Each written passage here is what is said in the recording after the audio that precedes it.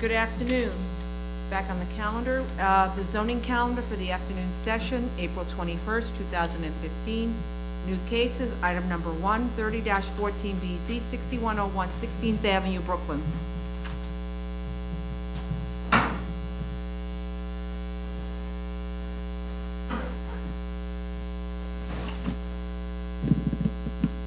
Good afternoon, everyone, especially the board members and the chair. I wish it would be here like in the UN, that I could speak my language and everybody should understand, but it's not. I'm wondering always. Please state, I'm sorry, Mr. Katz, I didn't mean to be rude, but state your name for the record. Yes, my name is Elia Katz. Thank you, sir. I'm wondering always why the United States of America was so successful, and it's still successful with richness and power and everything. I came to the conclusion for two reasons. One reason is they're helping all and every nation. And if they help everybody, God is helping them. That's one thing that I feel. There is a saying, charity begins home. So I would like, and I hope, that we're also going to have it. The second thing, why they're being helped, this is the only nation that is not ashamed to put on every dollar bill, in God we trust. You board members are the chosen people from millions of people living in the New York City to make the decision, and I hope in all the cases, and all, including our case, we're also going to do the right decisions for our children. The founder of this school, his name is Rabbi Klein. He has experience in education since 1975. He started educating and running a school in Bedford Avenue, 616 Bedford Avenue, and started growing until he came over to Borough Park. And he was there for many years. He's one of the biggest leaders in the Borough Park community. I don't know what name to give him. If I should call him organizer, a good teacher. The only name I could give him is that he's a father and a mother for all these school members, the teachers and the kids, including the parents. He was the only one that was able to get a loan from the IDA, I think, to all New York. That's how his record is, how good he is, and what he is doing, and how trustful he is. The reason why we're here today, we're trying to get a variance for the building that we do have. It is a private school.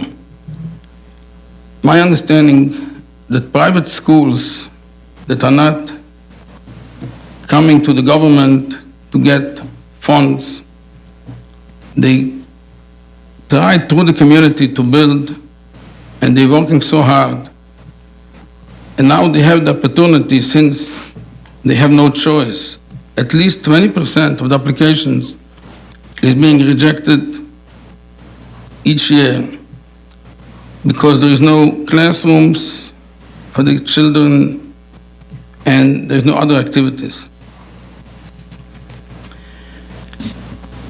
People are going to Niagara Falls to see God's nature. I think if they would come to our community, they could see God's natures in a Jewish life. I'm talking about Orthodox Jewish, and I mean mainly a Jewish mother. What means a Jewish mother is, in age of 25, she could have already surrounded with 4 or 5 children. Age of 30, she could have 7 or 9. but she only has 2 hands. How could she handle with 2 hands so many children? One child is crying, the other one needs this, the other kid needs to do the homework, and this is while she have to clean the house, to buy shoes, to buy clothing, to cook, and to make laundry. The answer of that is that kids that are 5 years old are already mothers.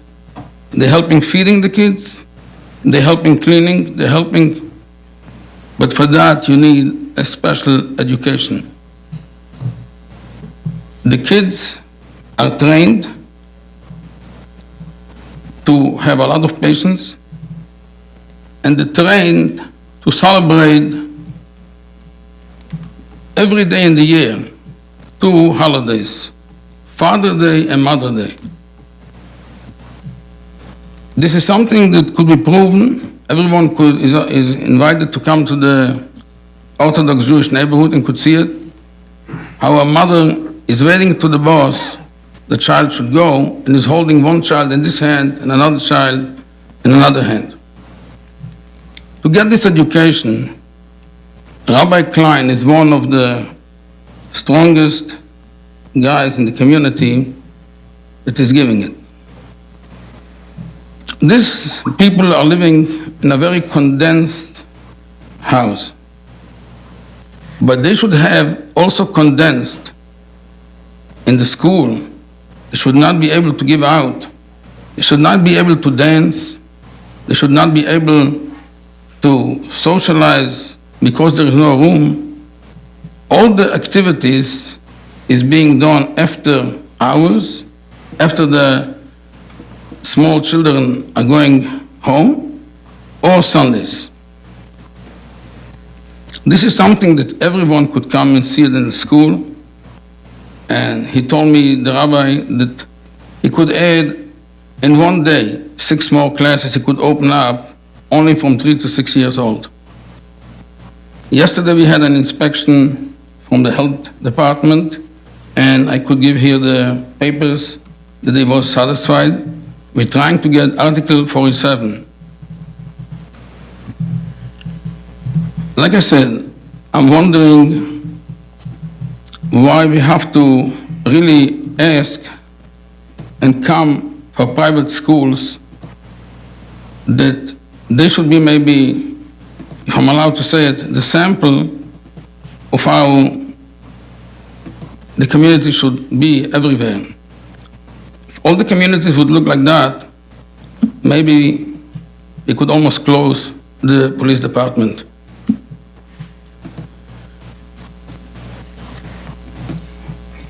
I was here yesterday, and I was amazed how every job is being taken so carefully. I'm going to try to answer some of the questions. It is an M1 zoning, it's true. And we thank the BSA very much for granting us in 2005 an existing building with 3 stories, which was very, very helpful at that time. But we're asking for more.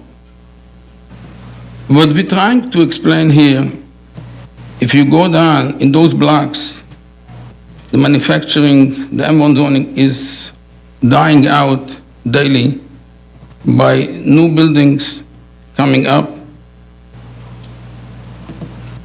There is one big outfit which is coming up, but was granted with city planning. But then in Borough Park itself, we have M1 zoning that got granted already. I'm going to call out 2 cases. 187-08, which is 1247 38th Street. The second one is 405-01, 1275 36th Street.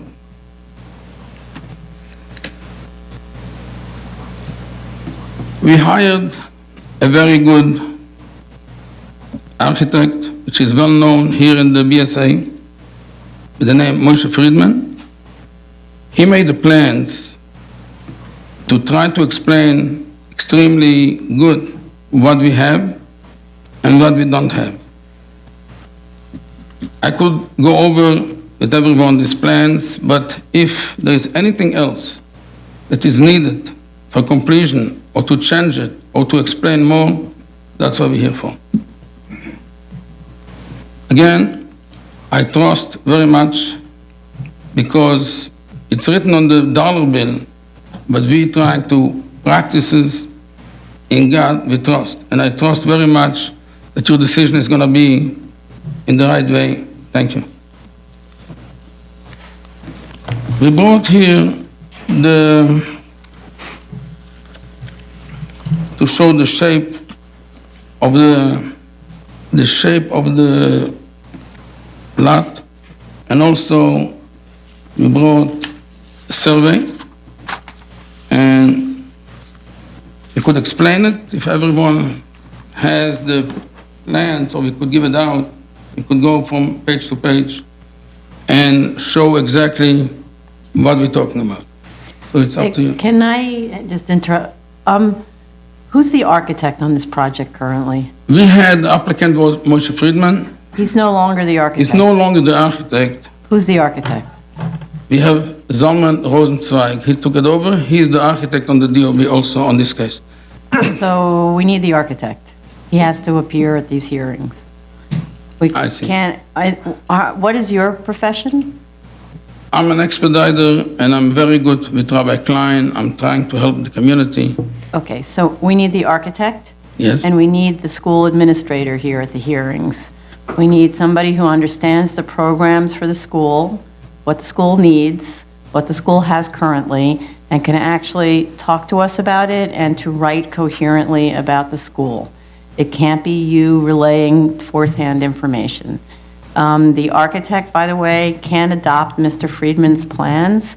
They have to be his plans.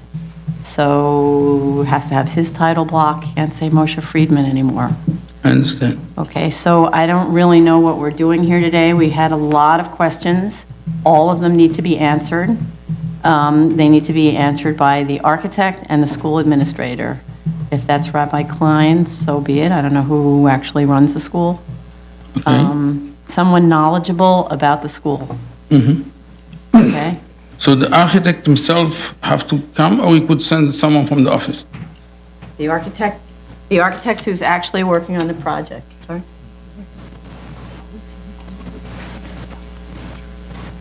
Yeah, okay, you were apparently told already by the project manager that the architect and the school administrator should have come to this hearing, and you're not off to a good start. So you need to listen to what it is we say, or this process will go on for months, and there's no purpose in that. So I'm sorry that you can't trust in what it says on the dollar bill. You have to comply with the requirements of the board. No problem. Okay? Whatever you say. So yes, the actual people, not their emissaries, because we need direct answers about direct questions. And you need to, and those people need to write the answers to our questions. So if you didn't write them down, there's a video that you can listen to, that they can listen to, and respond to each question one at a time. There are a lot of questions. In addition to which, we have issues about, I see you have a play roof proposed from the drawings that were handed out here. Well, you have a photo, they have the image there. We didn't know about the play roof. That changes a lot of information because it's in an M1 zone, and that means the children are exposed to potentially air quality concerns. In addition to which, it looks like it's an active roof with active play that's probably ball play, which probably means DOB requires that there be an enclosure, netting enclosure, and certainly high fences. That needs to be shown. I'm not sure who's doing these renderings for you, but it needs to be coordinated with the architect who's responsible for this project and meeting DOB requirements. We have here the air quality guy that could answer the questions, Mr. Rutkrog. He could answer on the questions Okay. on this particular case. You have your environmental engineer is here? Yeah. Yeah, Rothberg, Mr. Rothberg. Oh, okay. Okay, well, so we can talk to him about that. And then we have reached out to the Department of Child Care Services at the Department of Health to verify the review of this project, because we rely on them to determine whether the size of the rooms is correct and the layouts and all of that for what I understand is a group daycare, is that what it's called? Group daycare? Group daycare. And if you have approvals for this already, we need this. And if you don't, we need to have it. Okay. Okay, but the rest, I would say, it's all in our comments from yesterday. Does anybody want to add anything? Okay, so if Mr. Rothberg thinks he has anything to add at this point, otherwise, since it's his birthday, he might not want to. Thank you very much. Thank you, sir. Thank you, Hiram Rothberg. I appreciate it. So in 2005, upon the approval of the school, it went through an extensive environmental review for air quality and noise, both of which were signed off by DEP. And there was a Phase 1 submitted by Shimon Singer that showed that the history of the property never had any type of industrial uses or uses of concern, and made no recommendations for any further information being required. However, because of the manufacturing zone and some manufacturing uses in the surrounding area, DEP nonetheless came back and asked for soil testing to be performed, and the school entered into a restrictive declaration at that time, stating that prior to obtaining a C of O, that they would do Prior to applying for a permit. that they would do the required testing, and that was never done. Right. So now the application came back here to the board, and Jim Heineman from Equity Environmental is still the lead environmental firm on this application, and I'm joining him along with Ian Rasmussen, and we're finalizing everything and getting all the data together. Mm-hmm. So, for instance, the board has requested new noise readings to be taken, or new noise readings to be performed, thinking that the ones that were originally submitted by Equity Environmental were not comparable to where this site is located. It was located, he provided noise readings that were located for a site a couple of blocks away, and DEP did not accept that. They went out there last week and actually took new noise readings, and due to time constraints, I wasn't able to submit it to the board, but I do have the report from Equity Environmental to submit to the board. Additionally, over a year ago, a request was made to DEP for all air quality permits in the area, any industrial source permits from any automobile repair or any other industrial buildings. DEP never responded with that permit information, so we've reached out to Jerry Kelpin at DEP again and Kit Liang to please come up with those permits, and we hope to receive those shortly, at which time if any air toxics modeling is needed, we're going to do that immediately. Additionally, DOT asked for an operational plan of how the buses would work, and also 3 years of accident data, and Ian Rasmussen from Urban Cartographics is preparing that right now, and we hope to have that for the board shortly. Mm-hmm. Lastly, in terms of hazardous materials, DEP requested, well, I mean, it gets a little complicated, but there was soil testing requested. There's also an E designation, which, not an E designation, a restrictive declaration, which gets handled by the Mayor's Office of Environmental Remediation, which is a post-agency, a post-approval agency.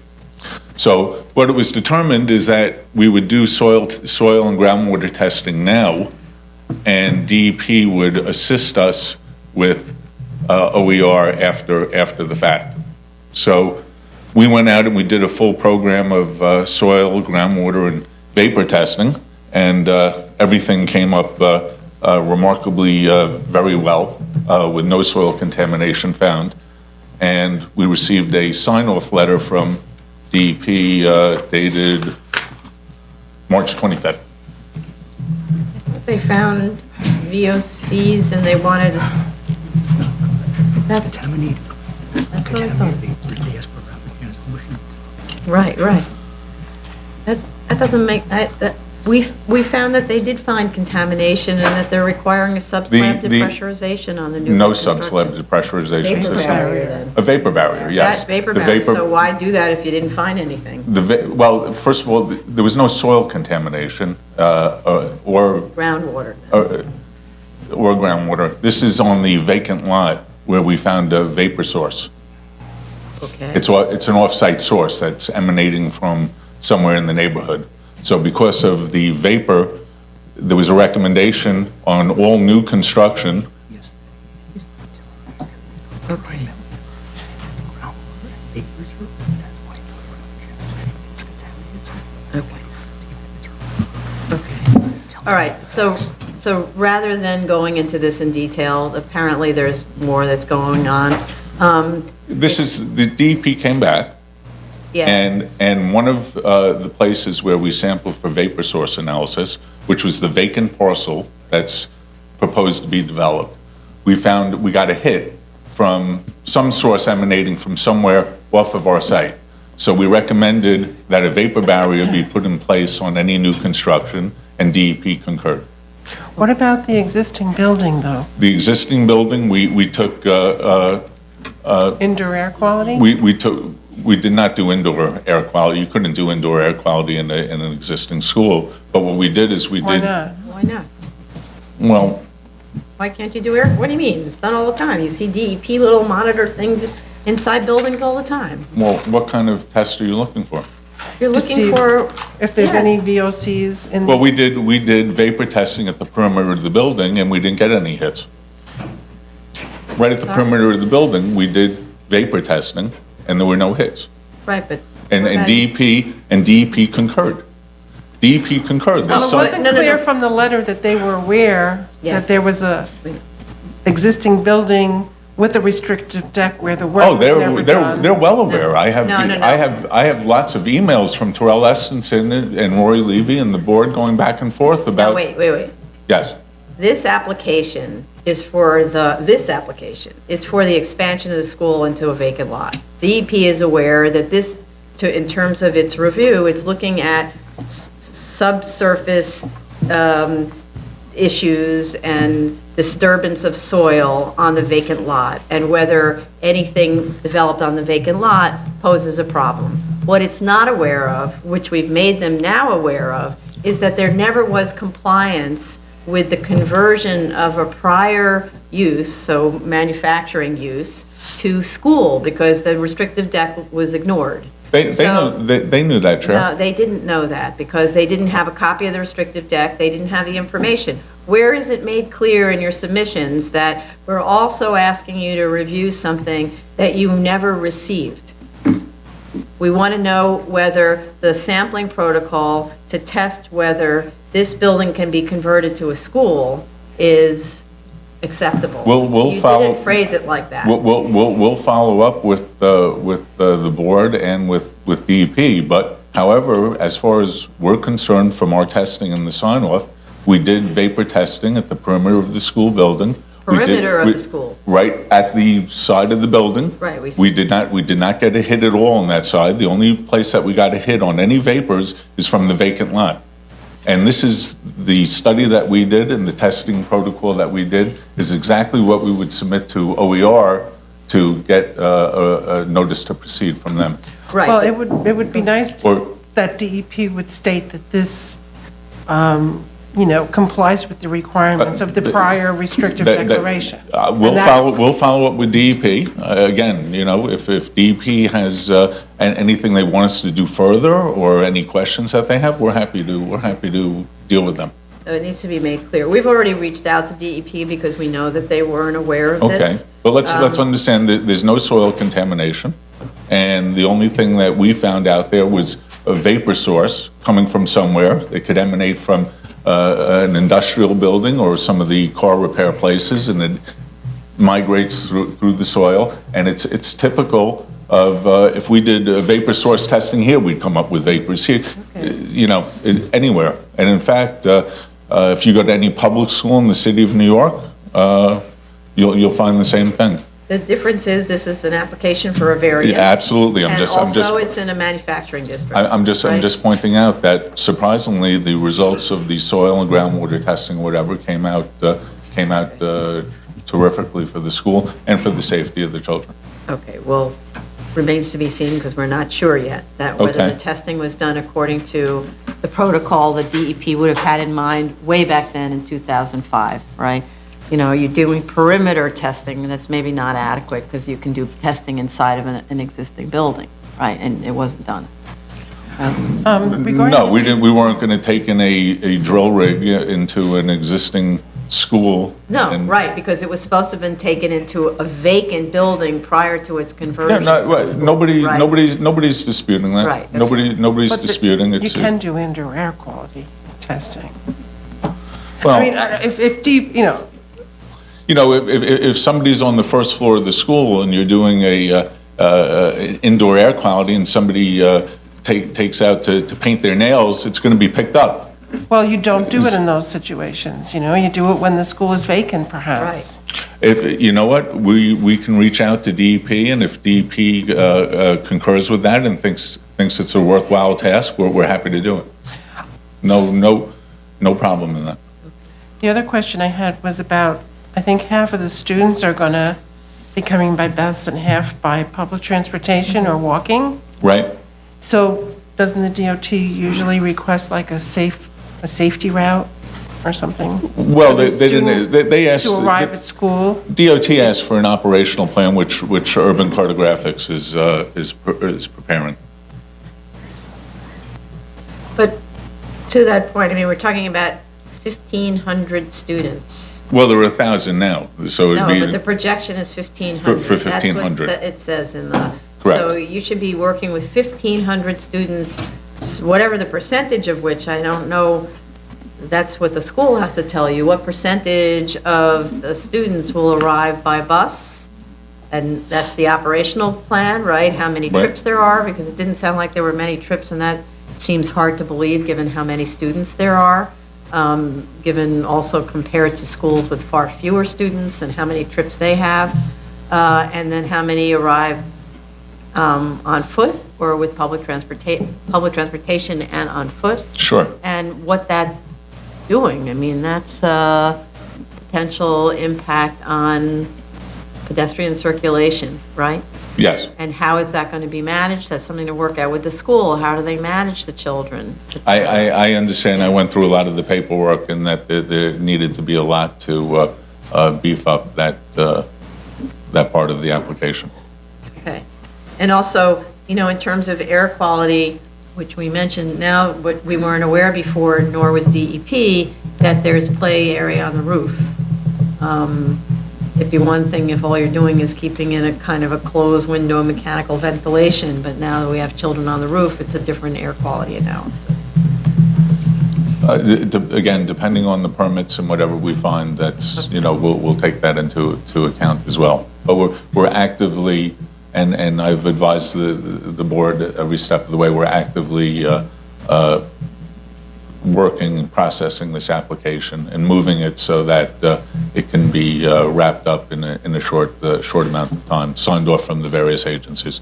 But besides what you get from DEP regarding permits, you're going to actually do an area analysis, because there are auto body uses across the street, including, spray painting. Yeah, we did. Okay. We did an area analysis, and it's the spray paint that drives the air quality. Just having a body and fender place isn't anything of concern to anybody. Well, sometimes in another application, we had body and fender and spray painting, even though they didn't have a permit, right? So correct. So it was observed on site inspection. I'm aware. I heard that. Yeah, okay. I heard that, and then there's a general there's a general analysis available from that DEP provides to run numbers from based on a spray booth operation. Or not a spray booth. Some of them are not a spray booth, which is part of the point. No, I understand. Yeah. Understand. Okay. Okay. Any other questions? All right. So we'll reach out with Mr. Levy and DEP and see if they concur with what I've stated here today. Okay. And if they don't, we'll do whatever they want us to do. Okay. So, okay. Thank you. Thank you. Are there any speakers on this item?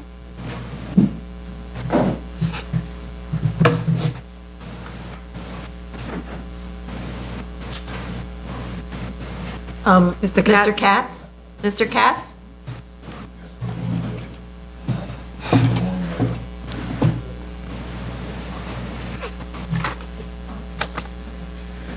I'm asking for a long layout, whatever that means. You're asking for a what? Long layover. Long layover, yeah, you are. You're asking for an enormous amount of time because you don't have an architect. You don't have a programmatic needs analysis, which is the basis upon which of a variance. Without it, we can't do anything. So, yeah, I'm thinking you need a minimum of 2 months. Okay. All I could say that the school is existing and it's overcrowded. About your question how the kids are coming to the school, you need to come one day in the morning to Borough Park if you would like to and see how the kids from all over the place are walking one block after another to all the schools. It's amazing to see it, but this is the truth. Okay, So but that's not how we make an application. I agree with you. One of the reasons there's a lot of professionals in this room who do this every day. And so problem. you're making this very hard on us because you're not skilled at coming before this board. Beautiful. And you're not bringing professionals. And if you had professionals working on this, which I really recommend, this would go a lot smoother and you wouldn't be at a loss for words and relying on how cute the kids are. Very good. Right? Thank you very Okay. much. So, might need more than 2 Okay. months. Thank you. I think we're going to make it 3, and in the process, I hope you take back with you to your client a request that you hire professionals to handle this application. Thank you very much. Okay, so don't go away, we're going to pick a time. So, a submission date of July 14th, and a hearing date of July 28th. Okay? Item, Thank you. could you take the boards with you? What?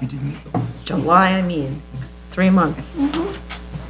So July 14th submission, July 28th a hearing? Yeah. 1 week? Yeah, you don't have an application. I don't know what you were doing here in the first place. Okay. Item number 2, 17314BZ, 20 East 38th Street, Manhattan. Richard Lobel of Sean Lobel PC for the applicant. Good afternoon. Okay. Madam Chair, we're here today for an application for Kobon's Muay Thai Camp NYC. This is a martial arts studio specializing in Muay Thai, Jiu-Jitsu, and other forms of martial arts. I'm joined today by Sandra Anwaset, who is the managing member of Kobon's. We're excited about this application in that they offer a very interesting set of martial arts skills which are taught. They have a practice which has been in the city for several years, and they expanded into this location.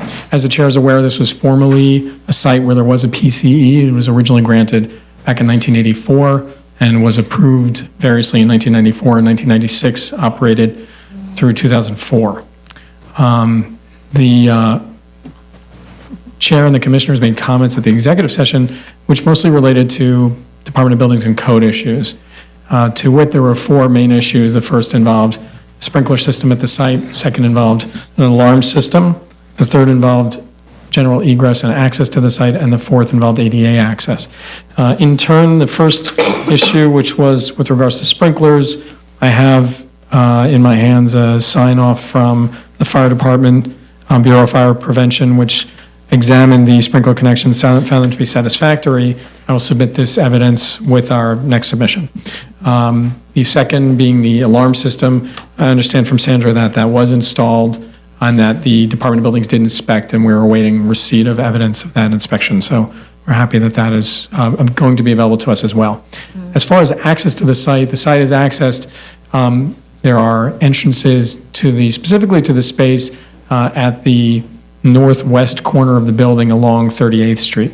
There is a corridor which goes through the building, accesses some stairs at the rear, and they go downstairs to the Muay Thai Right. gym. Because it's like a little door on the Correct. side, and you go down Correct. through a corridor downstairs. Correct. Okay. In addition, there is for purposes of fire safety, there is an entrance, well, there is a fire stair egress through more central to the building, is accessed from the main entrance of the building on 244 Madison, goes through, I would say that that's the southeast corner of the site, goes through the building to the center of the building, and there's stairs that go downstairs, and then there's a fire access door in the rear, in the cellar that tenants can access in order to egress through the building's lobby. Through the residential lobby. Correct. Yeah, okay. Finally, I know the board noted the ADA access. This is something which I understand that the project expediter has met with the Department of Buildings, and we're still pending a determination. I think that in part they were relying on the prior occupancy of the space. Prior to the operation as a PCE for 20 years, this was trade school and offices, so there's a long-standing occupancy of the cellar. I think that they're relying on that long-standing occupancy as having an existing non-complying legal condition. So we will hopefully be receiving additional information on that. And then I've been asked to request additional time from the board such that we can have time to get back our approvals and determinations from the DOB. But if necessary, is there a place to put the elevator? I think that I don't think that there is. I mean, I think that there's that's it. Or even a stair lift? Might they approve I don't know if that would reduce the egress too much. My understanding is that the stairs might not be wide enough to accommodate. But we can definitely look at that and give the chair additional information at the next hearing. Okay. Are there speakers on this item? Okay. So how much time do you think? I'd say for a minimum of I'd say 4 weeks. 4 weeks till submission. Correct. So if you could submit on May 28th? Okay. Is that good? Great. For a hearing on June 16th. Okay. And I'm sure to the extent that we've not resolved all the issues with DOB, we'll at least be able to give back some evidence as far as some of the other items. Okay. Great. Thank you. Good, thank you. Item number 3, 23114 BZ, 124 West 23rd Street, Manhattan.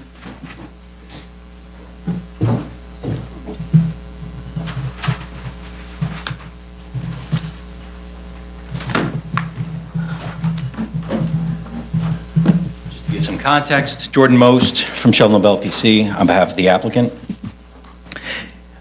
This is a PCE application for an Orange Theory Fitness located at 124 West 23rd Street. The facility is located just on the first floor of the building, which is a relatively new construction and is a mixed-use building with residential above, I think about a 16-story building, residential condominium. And the space was designed and built out, as you've seen in the plans, was built out and as stated in my statement, with a high level of sensitivity to sound. I was at that building while it was at the site while it was under construction. Actually met with the community board at that time. They came to visit the site, and it was built out according to the specifications, and there are representatives from the applicant who can speak to the details of the nature of the sound attenuation measures that have been implemented. And in addition, I think most instructive really is my letter of April 1st, which I think the board has, which outlines in general terms the history of the testing. The site was sound tested before it was built out. It was then with specific specifications as outlined by the landlord. So, and actually to back up for a moment then, the landlord is the sponsor who retains ownership of the retail space, not any other part of the building any longer. So the negotiations were all with the landlord, that sponsor entity, in terms of the lease arrangement that's in place right now. And that lease contained a specific code standards which are included in this April 1st letter, one of the exhibits. It's my Exhibit A, which is Exhibit E to the lease, which sets forth sound standards which are considerably more stringent than the city's noise code. And the space currently meets the city's noise code, and we're on the process of implementing some additional installation and measures that will bring it easily below the lease standard that's established. Only one weight drop actually tripped the landlord's standard in that exhibit. But backing up to this April 1st letter, the space was tested as raw space, and it was then further testing criteria was set forth by Longman Lindsay, I think was the landlord's sound engineer, and then the applicant's sound engineer, Acoustic Distinctions, who had tested it as raw space, tested it again as built-out space, and those test results are all in this letter and described.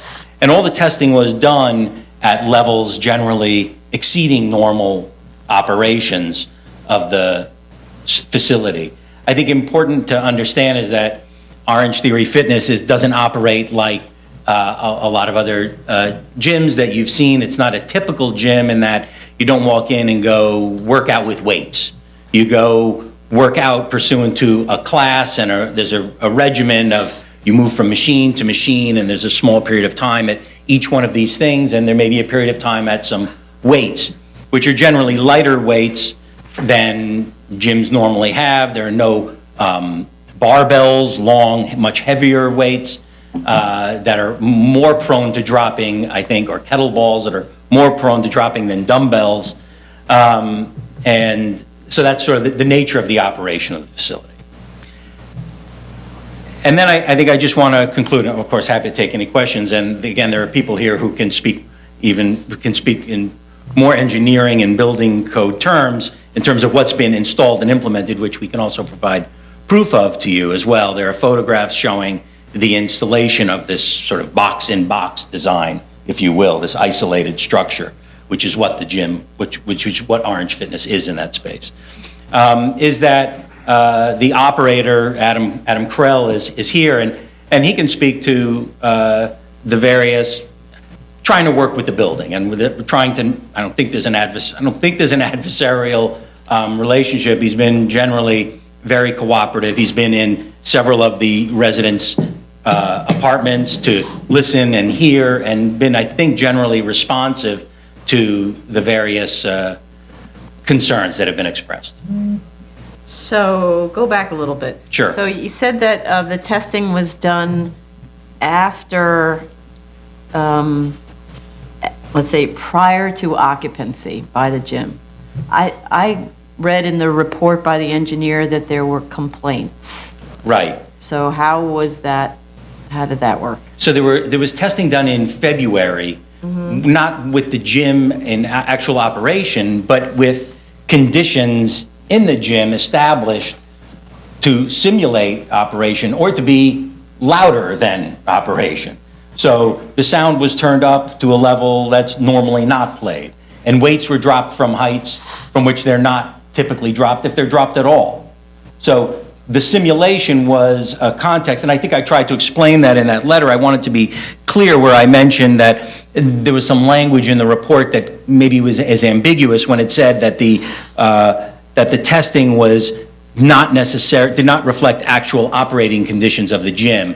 And taken the wrong, I think the natural read of that makes you think, well, that's not good, or we want it to be like the gym's operation. But in fact, what that means is they tested it in excess of operations. I think So, that was clear. and then subsequent, there have been more informal tests, not with the sound engineers, but for instance, several weeks ago, Again, the operator brought in several different rubber samples. So what the plan right now is, so there's two different actions are being undertaken by the applicant.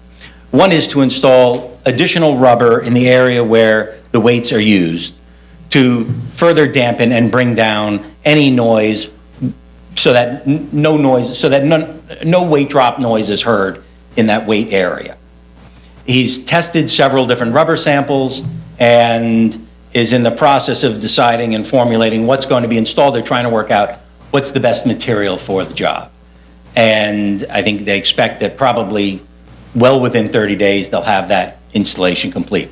In the course of getting samples and testing, there's been upstairs, downstairs sort of activity. Let's do a test. And from the second floor, I think Adam was in the second floor owner's apartment, and they listened, and they heard a weight drop, or they didn't hear a weight drop, depending on what materials were used. So right now, they're trying to determine what the best materials are to mitigate. The second thing that's being done, the second source of sound in the gym, is obviously a music system and microphone, and which has a governor or a limiter on it, which maxes out at 10. And generally, 10 has been regarded as too loud for comfort, I think, and also too loud for neighbors, and that the trainers generally play it between 7.5 and 8.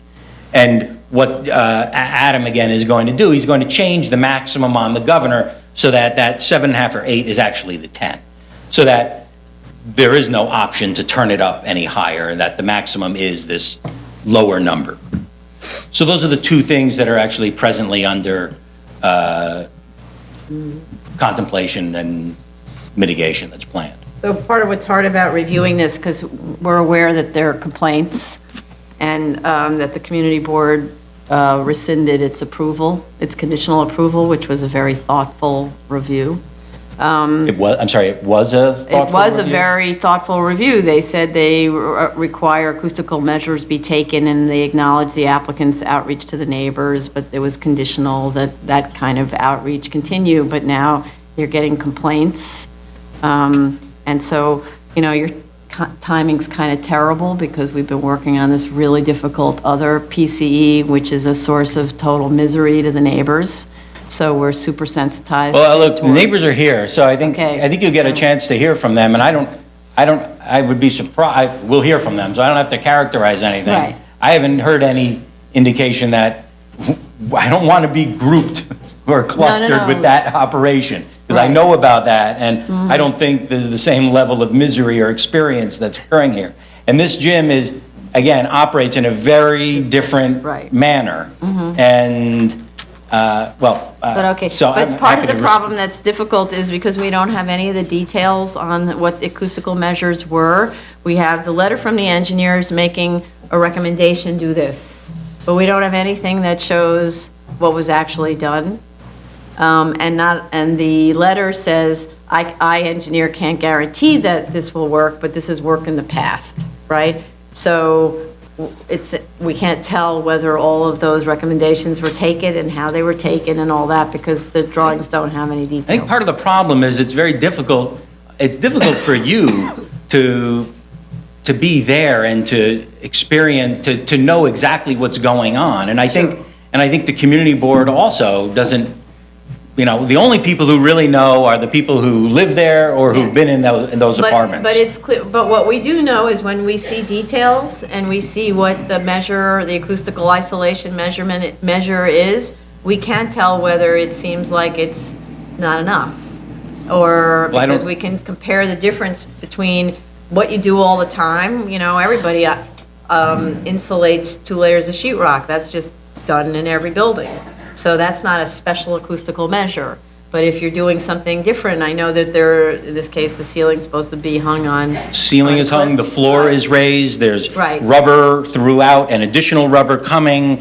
And Right. I'm happy to have the sound engineer speak more to Okay. the things that are there. But, again, it's the things that are there are the things that are there. The only thing that really matters is to what extent is there sound, and I guess to what level is a PCE applicant being held to.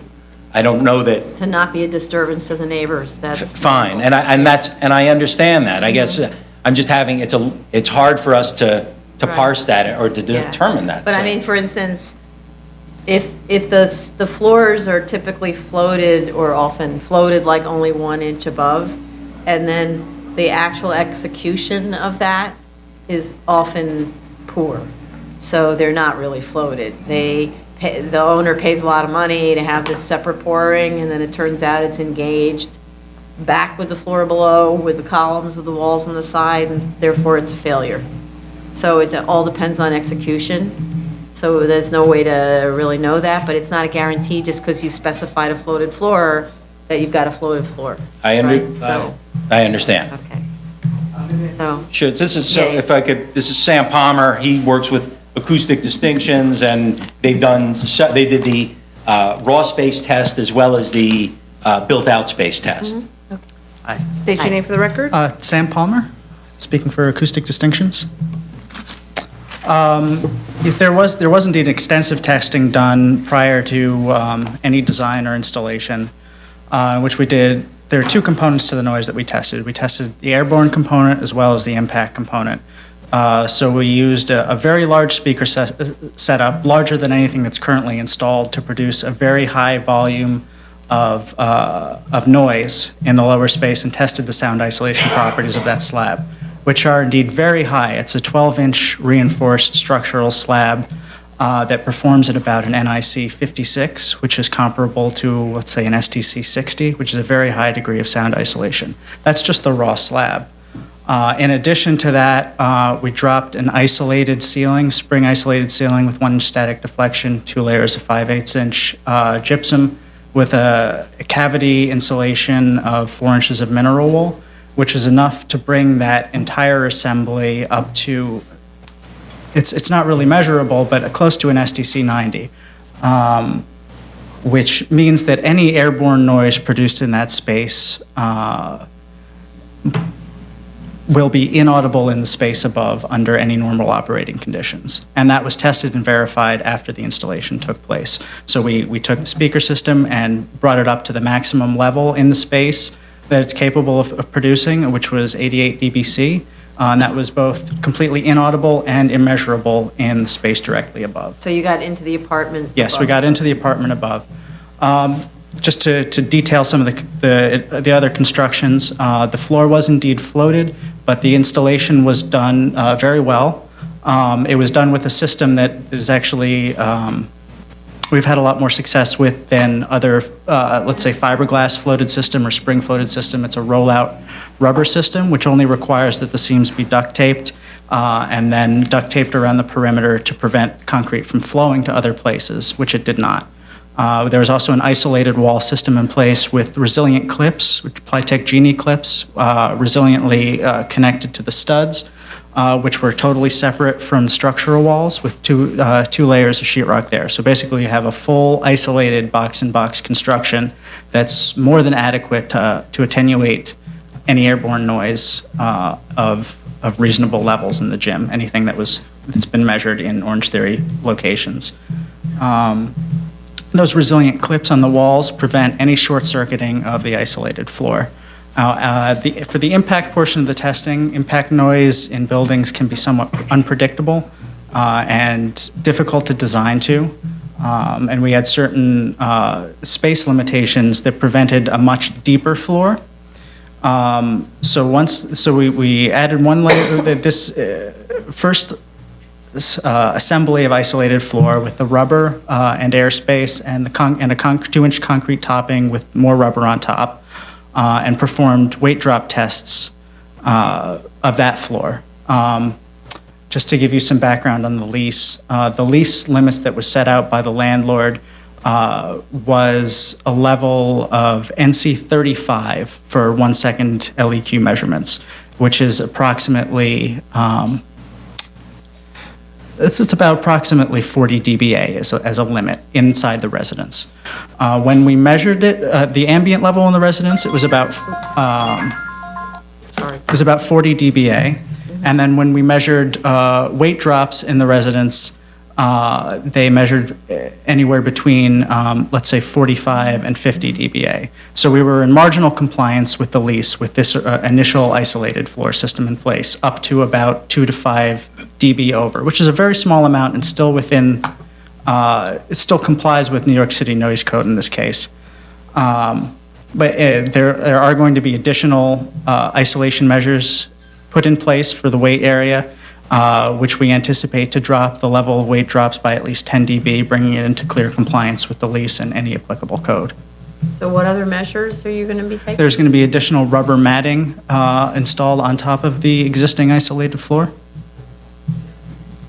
And that's going to be a 2-inch assembly either of, as I say, rubber or possibly high-density EVA foam if that will be durable enough for this installation. We're not sure yet, but tests are being conducted to assure that that additional level of isolation results in weight drop noise that's completely inaudible in the residences above.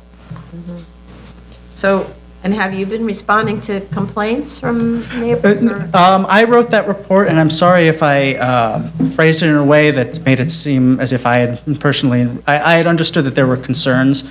I was there for the initial round of testing where some weight drop noise could be heard slightly audible above the ambient level in the residence. If I characterize that as a complaint, that's my mistake. Maybe complaints have been made. I haven't been personally aware of them. I know there has been some concern about the residents that a noisy establishment is going to be entering the building, and they want to make sure it's not going to disturb their normal day-to-day activities. And we'd like to see that no noise from either impacts or the sound system is at all audible in any of the residences, and that's the goal, and that's what we will be able to achieve within the next 30 days with the new installation of the floor. What about the vibration? It's Yeah, not when I refer to necessarily- impact noise, I am also referring to structure-borne noise, which includes vibration. Okay, but it's not necessarily audible.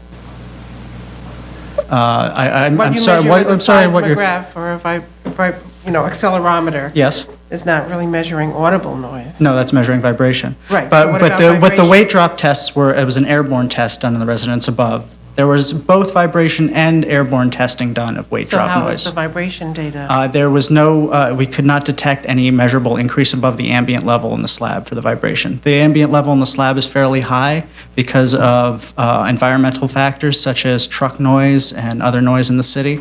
So there was, as I say, there was no detectable increase. So you did measurements on the slab above That's right. in the residence? That's correct. Okay. Okay, thank you, All right, thank you. thank you. So if the request, yes, so again, it's Sam Palmer from the Sound, but if you wanted to ask about the details in terms of, generally, everything that's being undertaken now is in response to a phone call or a complaint that was made, and that's why I think the applicant is moving forward with these additional measures, trying to eliminate any sound. Okay, so we have to get to the point where we don't have any issues before we can move forward on this application. Right, so I guess, I don't know how, yeah. In other words, the test really is that the neighbors are fine, because really, you shouldn't have moved in a year ago and more than a year ago. Well, we did not move in a year ago. Yeah. The operation, this space was only recently built out, Oh, I'm and sorry. operations only began at the end, really at the end of February, the beginning of March Of this year? of this year. Oh, okay, The lease hadn't even been signed a year ago. okay. I was in the space when it was raw space sometime in the late autumn, before when some construction was commencing on the box. Okay. So, I mean, the reason that you don't want to be moving in before is because you're trying to take all kinds of acoustical measures in advance so that you don't end up having to do it retroactively, which is much more money and can shut down the gym and all those nasty things, right? So, anyway, so the goal is, that the neighbors essentially, without being, what do you call it, the hypersensitive. Eggshell. The eggshell plaintiff,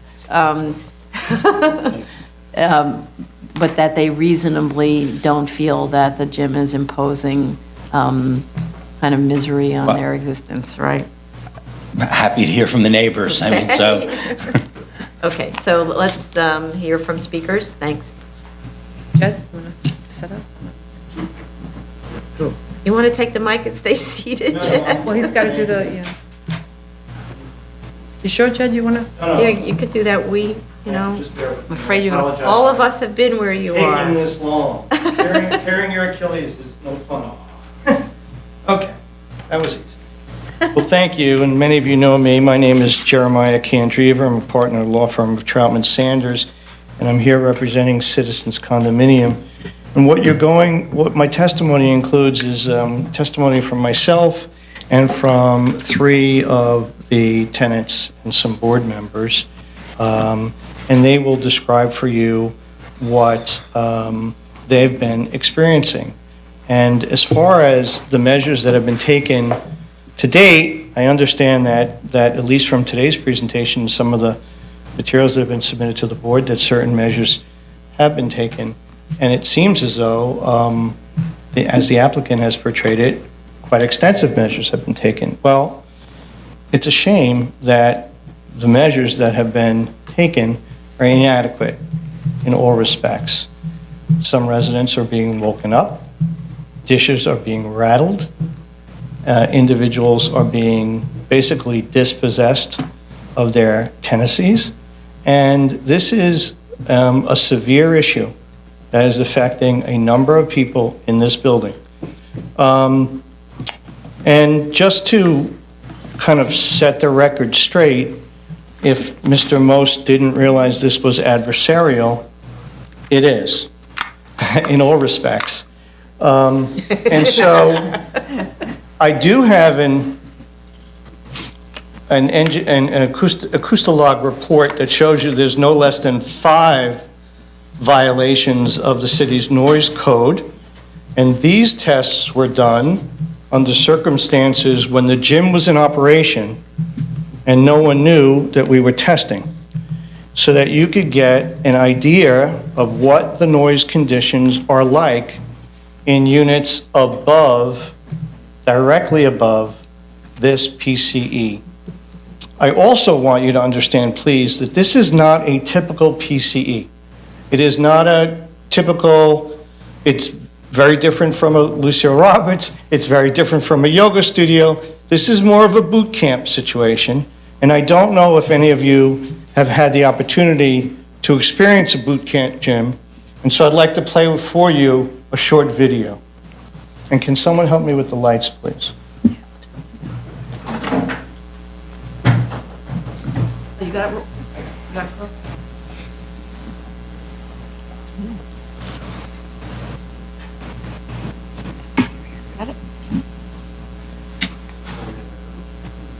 No, wait, let's start.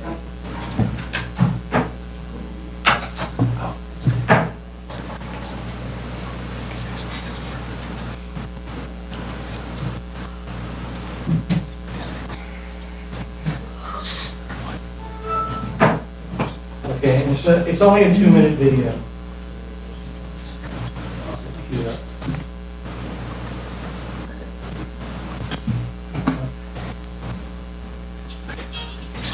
Hey ladies, Paige here at Orange Theory Fitness in Boca Raton, Florida. Today I'm going to participate in a very results-driven circuit training class. As you can see, there's a lot of equipment in this room. We'll be using the treadmills, the rowers, we'll be using the suspension bands, and even the dumbbells. They've got it all here. I'm going to give it a try, and my progress is going to be measured with this polar heart monitor. Let's see how I do. Orange Theory offers a one-of-a-kind workout regimen, which involves performing a combination of 4 cardio and strength training intervals in 1 hour. I really think we're different from any other big box health club or even small training studio because we monitor you with heart rate training. We actually have a program that is designed and all our intervals are timed. To begin, I started off slow on the treadmill. This was known as my base pace. Then the class moved up to what's known as the push phase, where we raised our speeds and added incline.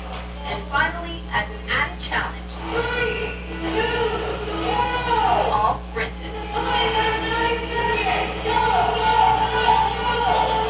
The benefits of fitness class like this are many. I'm a firefighter paramedic, so for me, the endurance and the high anaerobic intensity is really good for my job. Next was rowing, where we really worked our core and upper body. This creates a tremendous metabolic boost to you, so you're burning calories 24 to 36 hours afterwards. Even though there are no breaks, I couldn't help but cheat a little.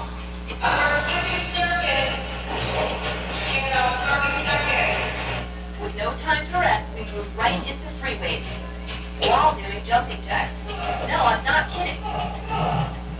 And the last exercise we did was using the TRX suspension bands, which, in my opinion, were... Okay, so that was, and thank you for bearing with me. That was a short video to show you, and you, by the way, just Google Orange Theory Fitness. I mean, this is a new type of facility. It doesn't fit in with the typical PCEs that you've seen over the past 40 years or so. It's a new way of working out. It's organized, and these classes, from what I understand, are of an hour of duration, and it's very high intensity, and the noise is very high intensity.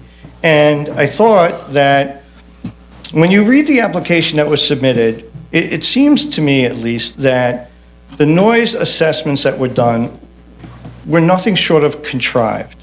It's not as if they were done during a class, during a typical class, to get an actual understanding of what the noise conditions are like.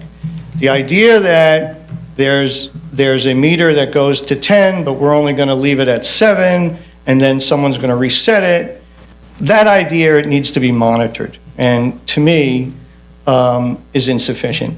You saw individuals doing jumping jacks with weights. 20 years ago when I was in shape, sadly to say, when you worked out to the point of exhaustion, and to me, it's exhausting to watch people doing jumping jacks with weights, and I could imagine them dropping the weights. You know, it's probably not a far-fetched kind of assumption or presumption that one could drop weights from higher than 18 inches from where is how they took their testing. Okay, so this is not a circumstance where it lends itself to someone's report where that a noise was done pursuant to a lease agreement or pursuant to terms of a lease requirement or pursuant to a recommended noise code. This is a circumstance where noise measurements need to be taken under the exact operating circumstances of the class to understand what's going on and how that noise emanates. Mr. Most's application indicates that soundproofing was to be included. I don't know, a layman, I think, would take the position soundproofing means sound does not leave the area in which sound occurs. Well, sound is leaving, vibrations are leaving, and it's waking people up. What I'd like to do before I continue my testimony is I'd like to get you firsthand testimony from residents, and they can describe for you what they're actually living with, which is less than ideal. And then I'd like to continue very briefly. Thank you. Thank you. Speakers? Please state your name for the record. You'll have 3 minutes. Good afternoon. My name is Andrew Lee. I reside at 124 West 23rd Street on the 4th floor. I'm also a member of the Board of Managers of the condominium. Almost from the day, in fact, from the day that they commenced operations, with very little exception, they have woken us up just about every single day. And I think the types of sounds that different residents are hearing is a little different depending on where exactly in the building one is. For me, typically, I will start hearing the thumping and the pounding of weights, sometimes well before 6 o'clock in the morning. This morning, it was at about 6:30 in the morning. Took hours before I would normally get up. Back in February, when they started, it was hours before the sun rose. The weights, it comes in a burst, in a pattern, lasting about 10 to 15 minutes of intense pounding. Goes on for 15 minutes. Sometimes it sounds like the approach of a T-Rex in Jurassic Park. Sometimes it sounds like an artillery barrage. I mean, sometimes it sounds like we are being bombed. It is unbearable when you are waking up every single morning to this, and just lying there in the darkness, enduring this. I mean, I'm not exactly sure how else to put it, but it has made our lives over the past 2 months not, I would say, but it's basically been a living hell.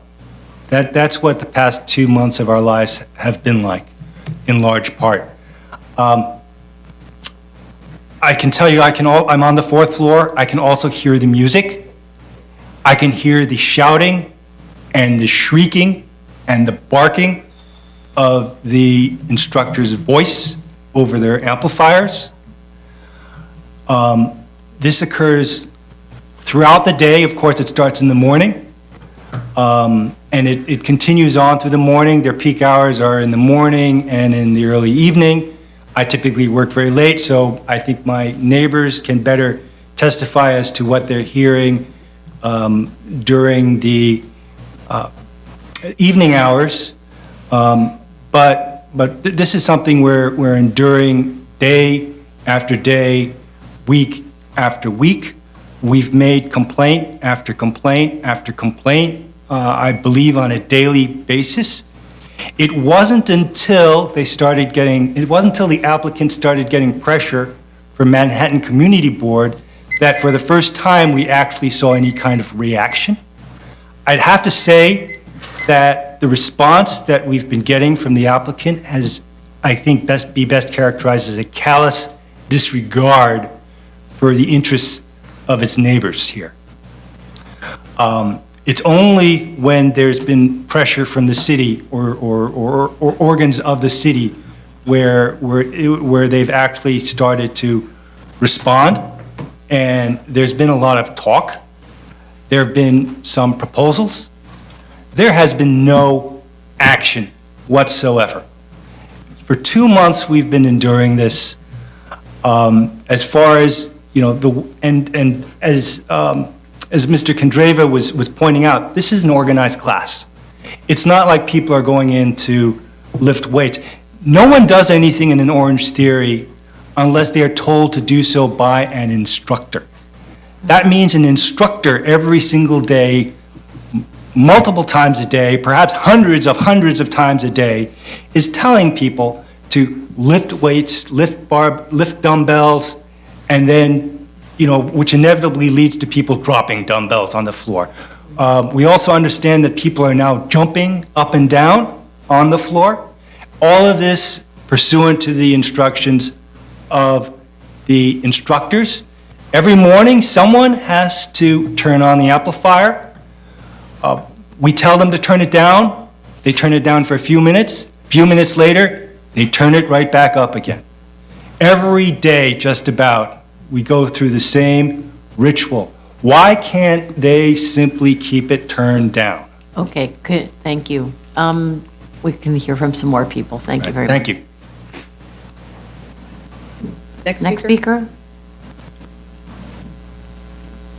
Try to keep your comments to about 3 minutes. That's what the Yeah, I'll beeper keep is it for. short. Yeah. I'm Katie. My name is Katie Lynn. I live on the 3rd floor. I'm the resident and owner of 3B, and I live directly below Andrew. So my apartment, I'm looking at this, it's in the back of the building, so I face the back of 23rd Street. It's very quiet. I moved in 1.5 years ago. So yes, it's absolutely right. Since the gym has started operating, that's exactly what happens to me. So I'm going to keep it very short because, you know, it's every day. I probably got it down, like I've memorized the gym schedule pretty much because I've been living by their schedule. So around 6:30, I'll get waken up by the thumps. And it comes in waves because everything is synchronized. So, you know, it's about 10, 15 minutes of thumping. So I'm woken up, I'll make my coffee and it's more thumping. In the shower, you can kind of faintly hear the instructor and more thumping. And then I get out to go to work. And when I come home, it's around 8 or 7 p.m., there's more thumping. And you're thinking, okay, I'll try to get some sleep during the weekend, but no, because the first class starts at 7 a.m. on a Saturday. So I haven't been getting much sleep, and I have been planning my schedule around the gym schedule. If I do have to wake up early for something in the morning for a meeting, I have been sleeping at my friend's place, which is luckily 2 blocks away. It's one of those things where you get waken up, and you're trying to sleep, and then it wakes you up again. So, and I'm, not exaggerating, I'm a little upset here because it's been like this for the past 2 months and a half. So I'm just, telling you what's going on, and it's not very great. So you gotta really be living in there and sleeping in my bed to really understand what I'm going through. So, yeah, that's all. Thank you.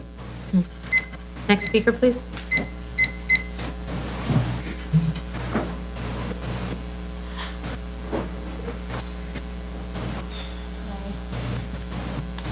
I'm in the apartment 2A. My name is Carlene Asadi, and I'm the owner. I occupy the second floor of the building, so the front and the back of the building.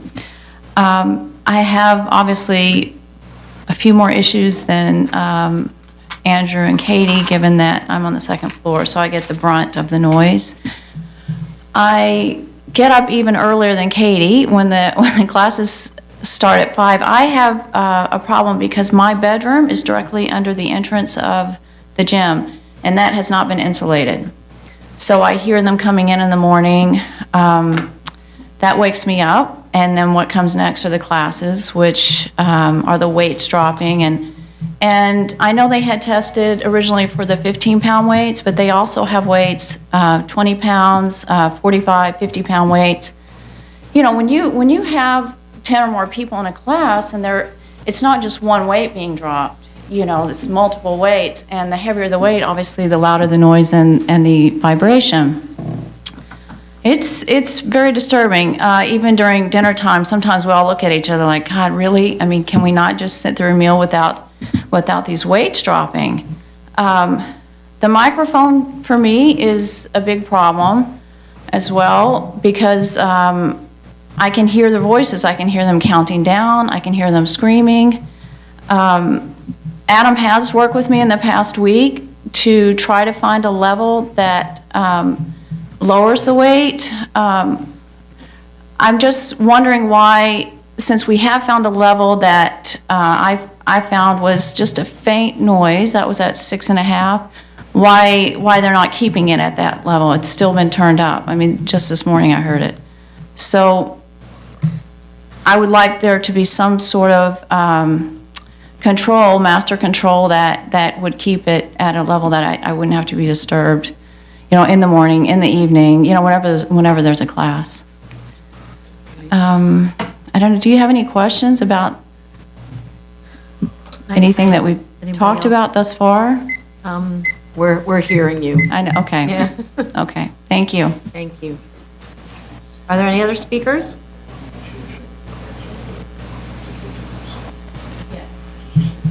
While we were testing, they wanted to test with the bathroom door closed and the bathroom door opened. Because when you do close the door, there is less sound. However, that's in my bedroom. Since I have the entire floor, when you go in the dining room area, you can still hear it, because my dining room and living area and kitchen is directly above the gym. Okay? Mm-hmm. Thanks. All right, thank you.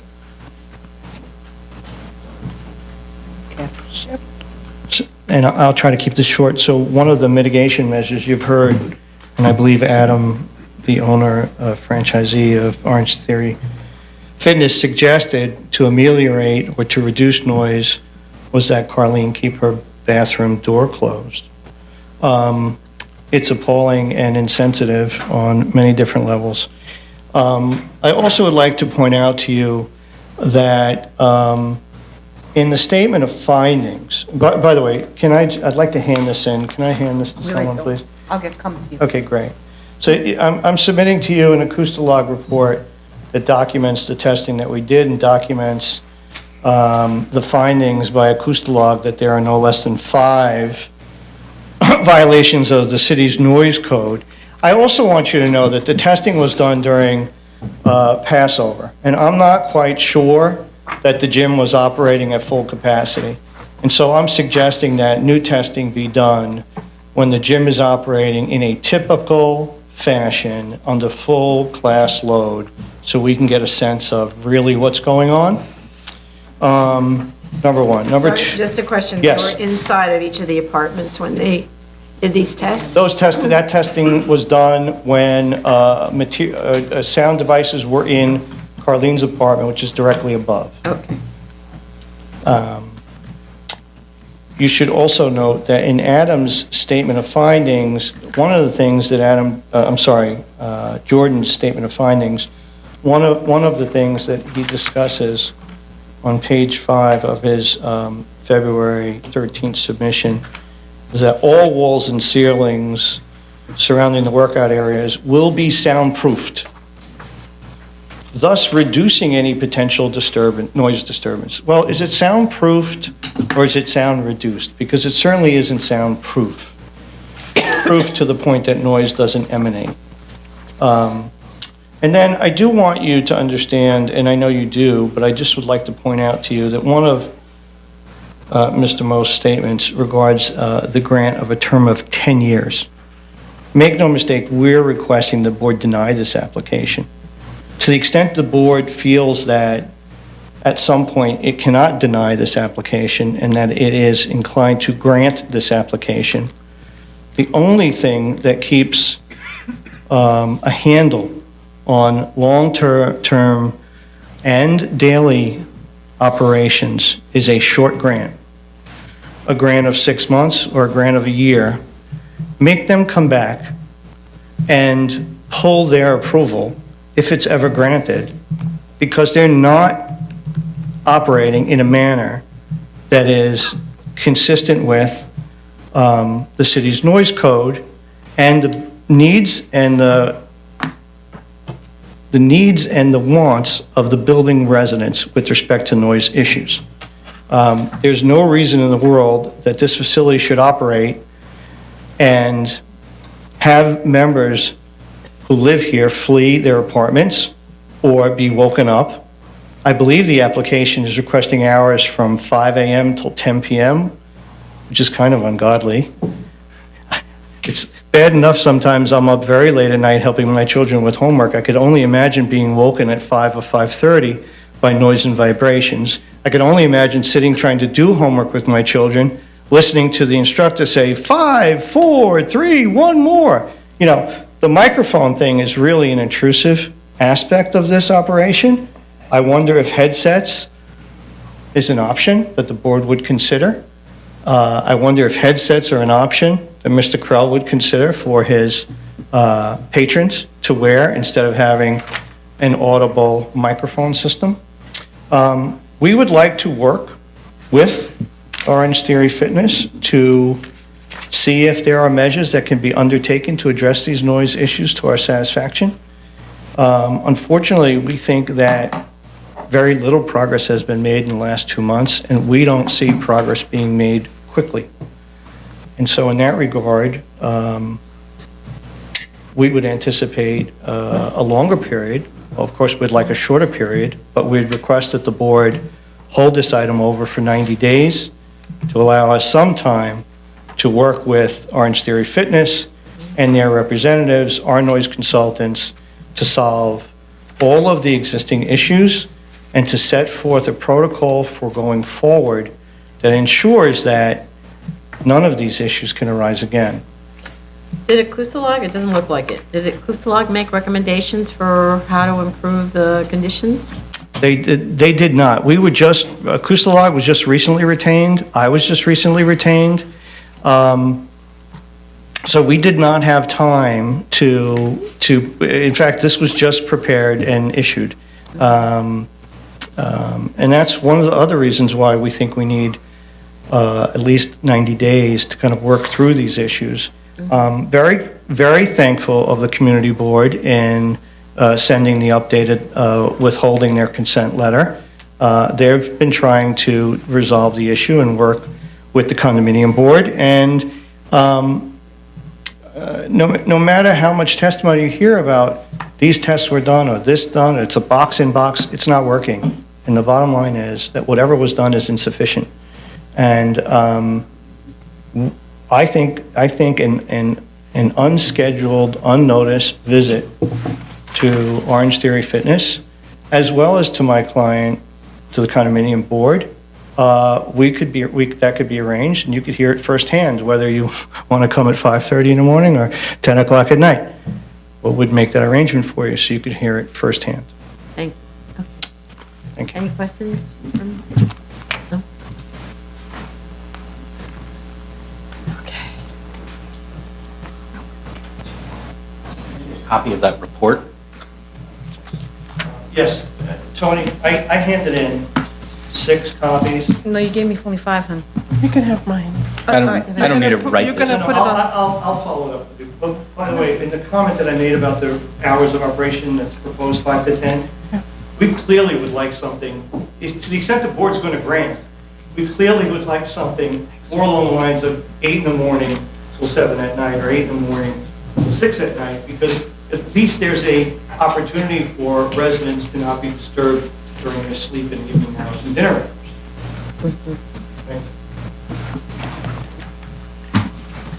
So you've heard the neighbors.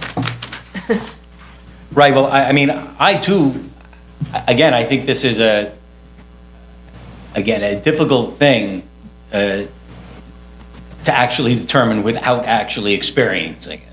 So, like Mr. Kondreva said, I think if there is any way that the board can somehow listen in, that may be the best way. I think there's a lot of way to characterize sound and noise, and I don't think I ever intended to say that there was complete silence. No, they're not, the neighbors aren't discussing, a little bit of something in the background. Each one of them is setting their watches to the sound, and there's a consistency among the testimony that indicates they all have the same watch. So let me say, So that what I heard, though, I heard that there was a lot of discussion about a thumping sound.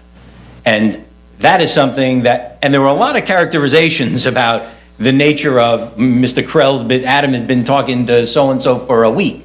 He's been up and down for the past 2 months, since opening, I believe. And I would... Are you saying it's not noisy? Are you I saying haven't they're been, not hearing it? so I will say this, I haven't been there because I haven't been allowed to be there. Secondly, there was only one test, I wasn't allowed to be present in any of the tests. But in the fourth floor unit, there was testing done when the fourth floor unit owner was downstairs and wasn't in his apartment, or only allowed us in one time to hear. And I think the characterization of the sound and the noise, I think, is dramatically overstated to the extent it even does exist.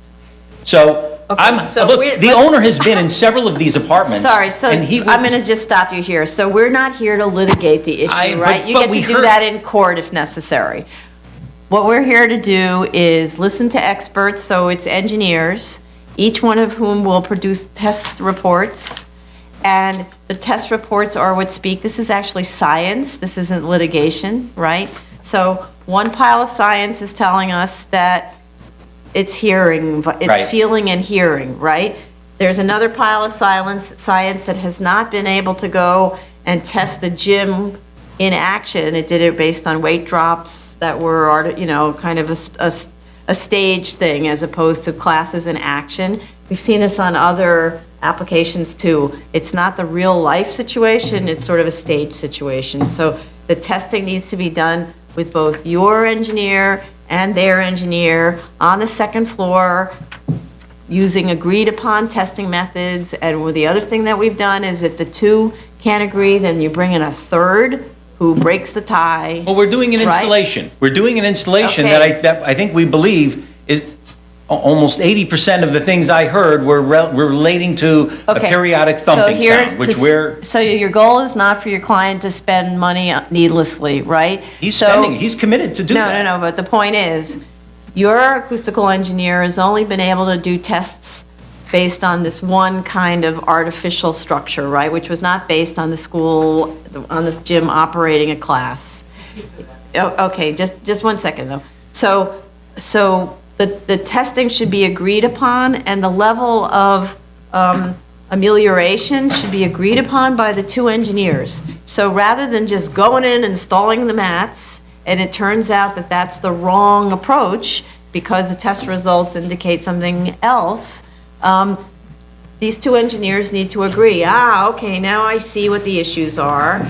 Let's agree that in fact, it's not just 2-inch mats, it's some other kind of an isolation, I don't know what. That's fine. I don't think we have I don't think we have an issue in having that dialogue. I have a concern, though, now that the MO of the condo board is to prevent this gym from operating at all. Excuse me, I didn't hear that at all. I don't think that's really accurate. Yeah, you were just I told. heard that they want to work with the gym, and I really don't think that approach As a is to your secondary, benefit. I think as a secondary. No, I don't think so. I think his first choice was, we want you to deny this application, I heard.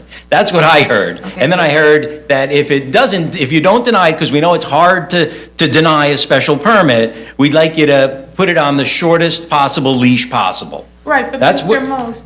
Most people aren't going to go out of their way and spend money on lawyers to get rid of something that isn't causing any problems.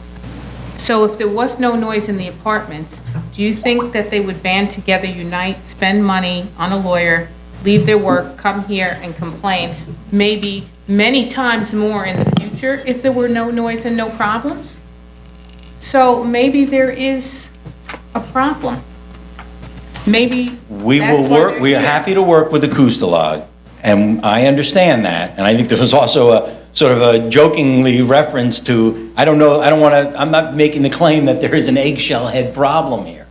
But that, again, I think we equally invite the board to come listen and hear if there's any way that can happen. But in lieu of that, we'll review this, we'll have our sound people look at Acoustalog's report, and we'll work with Acoustalog to try and determine the best material to solve the problem.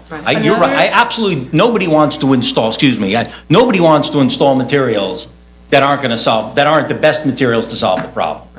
I also think you have to look at whatever you've already installed. So, I mean, that's a nice, design on a plan. It's not necessarily the way it's installed. There could be something wrong or not functioning in what was already there. So Well, if you want to speak, though, you need to come back up, Sam. Counselor, before we have someone else speak, the video that opposition showed programming of a gym in Florida, but the same franchise. Can you confirm that the same programming takes place at the gym that we're discussing? It's basically the same thing at all Orange Theory gyms. And also, if I could So the program that we saw is the program that will be in use? Okay, thank you. I mean, yes. They have the same, they have treadmills and rowers and weights, and that's what these areas are. There's rowers and treadmills, and this is Right. weight stations or And straps. everyone This is- moves as a Right, collective people from one move, to one. Okay. Groups and clusters move from area to area. Thank you. But like the notion of dropping weights is, I was believe it or not, I was at the gym this weekend. I would never drop weights, dumbbells from a high height, because it would. Were you at Orange Theory this weekend? No, I was not at Orange Theory this weekend. That's not where they dropped them from. They dropped them from below their knees. I understand, and they right, let I it know, just but Mr. go, Kondrevan right? made a reference to seeing people with weights above their head. It would be dangerous to drop a Right. weight from up high. You'd hurt yourself. You didn't listen to the other hearing, never mind. So, But look, here it would be that they're dropped from like below their knees because I understand. too much work to get all the way down. Look, if there is thumping, we have acknowledged that we have been, I know Adam has been in the second floor apartment, and he heard it. We heard the thumping. We heard that. And then we put a different rubber sample down, and we heard it less. Or a different one, and we heard it maybe not at all. Okay. So we're in that process, and we're happy to involve Acoustalog in that process. I think. Okay, so that's your task. Also, Okay. I think you should get rid of the amplified voices Yes, right. immediately.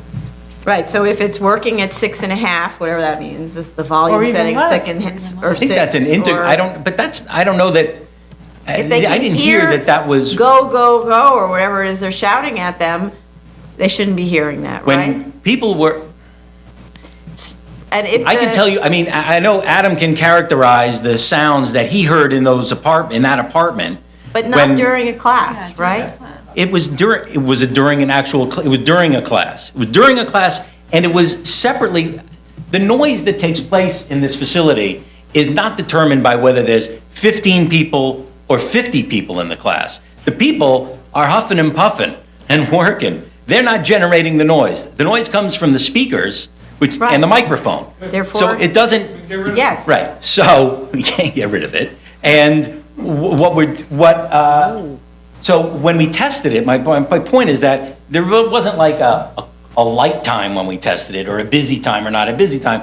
And when we tested it at elevated levels. And the sounds that were heard were not heard in the apartment, or they were only heard when you put your ear to the vent in the bathroom. Okay, And so that these- here's the thing, we're not going to belabor, because you're not the acoustical engineers talking to each other. This is a conversation for the two engineers to sit down and say, this is what my clients are hearing, that's what's going on the second floor. These are the hours when they're most sensitive to it, 6 in the morning, 10, 9 o'clock at night class, whatever it is. Those are the hours when it's quiet in the city, right? So you don't have the ambient noise from the street and all the trucks and whatever. Obviously, it's a noisier, it's a more sensitive time. Those are the hours when things should be tested if the residents are willing to have testing going on that early in the morning in their apartments. That's when it should be done, and they need to agree on each other. And for you to argue not being a scientist and all that stuff, it's kind of not Fair enough. needed. Okay, so, did you have something you wanted to add? Okay. So, you do need to have the engineers work together and come up with something that they both believe will deal with this. It would include, of course, the analysis of the so-called box within a box. When we had another case, the engineer for the other side looked at the so-called box within a box and saw that actually the installation, though inspected or whatever, there were places where there were failures, or there were places where something hadn't been quite done right, and that was the source of all of the problems. So it needs to have, in order for Acoustalog to feel like the installation was done properly, they're going to need to inspect the installation. That's just reality. Okay?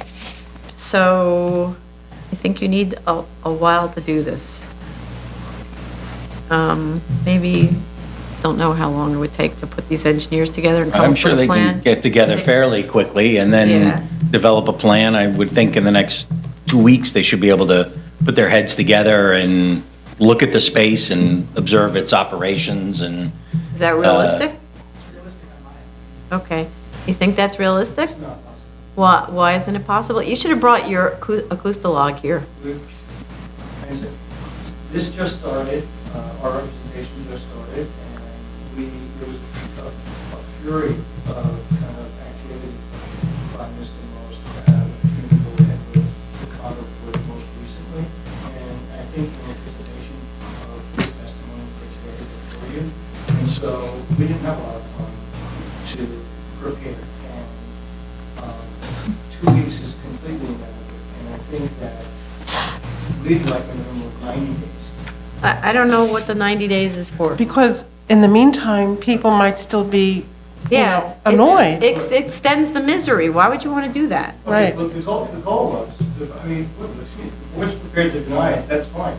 But the goal was to work with them, to understand what the noise conditions were like, to put the noise consultants together, to test the new flooring, to repair the box and boxes that needed repair, to get to a solution, to come back here in 50 days. Okay, I understand. Right, So to this is see different. him, Okay. measures, we've all met, we met on this date, this was done, we met on that date, that was done, this recommendation was made, they followed through, they didn't follow through, and give you a complete report of where everything stood in 90 days. That was my... Okay, so we're doing this a little bit differently. What we want to do is we want to see... What? Yeah. Okay. So what we want to do is first have the engineers meet and come to an agreement, okay, before they implement. And so then we get a submission on what was agreed on, okay? That you can do faster. So maybe 2 weeks isn't enough, maybe 3. So say 3 weeks for the engineers to meet, to review the testing. If they need to do additional testing, you might want to do your own testing because you don't like how the testing was done. And then they come up with an agreed-upon plan. We want to see the agreed-upon plan, so that should be a submission. I don't know that we actually need to have a hearing, that could just be a submission, right? So Okay. they meet and they have an agreed-upon Plan, they and submit the plan to us. The plan is submitted to you. Right. By a date certain. Right. And all that agreed-upon plan says, we agree that this should be done, but it doesn't give you the results. No. Right, okay. Right. You can Then implement you go, if on it's this- all agreed that that's going to be implemented, Jordan's client agrees that that's going to be implemented. And then we get a report on the implementation, so photographs that it's been implemented and all that, so yet another submission, and then a follow-up test. Everybody's agreeing ideally that the test is working. If not, you keep going. If I could, implement and test, I would assume, would go almost hand in hand, and then submit those results. You don't need, do you actually want a submission that we did it, and then a subsequent Yeah, submission that we tested it? We want to actually see that you're doing the work, that you're responsive to what was agreed upon. Otherwise, it's like, okay, we Okay. agreed, but nobody's doing the work. And And to you know pro- what you did, you know, Yeah. tell us the detail of what you decided to do and what you figured the outcome would be, and then you test it against what, you know, you hope your outcome would have. I'm just concerned all along, no hearings, though. I'm concerned that I'm marching Well- forward with all these things, but I'm sort of not getting the nod from the BSA. No, to- you're not going to get a nod until we're satisfied that there's been acoustical efforts made to prevent the thumping and waking up at 6 a.m., right? No, that's reality. You have a nuisance, so you're going to have to cure your nuisance. You do. I am You have all those concerned- people testifying Yeah. to your nuisance. Sorry. I know, but we've been there, and we didn't, I mean, I don't know, Adam would tell you he sat down with person A or person B, and that they didn't experience the nuisance. But you So- can't say that Acoustolog's report. I can't say anything testing about Acoustolog's test yet. I don't know is a to what fabrication. extent it exceeds or how it was done or its methodology. So I'm fine, but I can't pass on that until my guy looks at it, of course. And regarding this plan going forward, if Acoustolog wants to go in and investigate something or look at something, you give them access. And do I get the same reciprocal rights to go look at to go to the second floor when I need to go to the second floor? Or, I mean, I've generally had that access, I think, The one thing I'll but, say is that this is an individual's private dwelling, and we have already arranged for access. We have been more than accommodating. I expect us to continue to be accommodating. okay. But when you use the term, whenever I want access, no. You're not going to get access Right. whenever. It's you want. reasonable. fine, and that's how it's always Let's been. be realistic here. We're working Right. with you, we want to work with you. Right. If there's an issue, we want the issue resolved. You And call I- to make an appointment and everybody's happy, so it's We've reasonable access. never It's not like tried you're going to- to be there at 6 a.m. while she's sleeping. We'll get there at 8, is that okay with you? He's a very polite, gentlemanly guy. I don't think there's any problems with that. Okay. But don't forget, you're the one asking for special approval. They're just living there.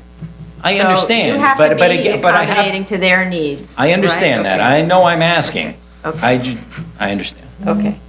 So, all right, so let's do that kind of submission schedule. So 3 weeks.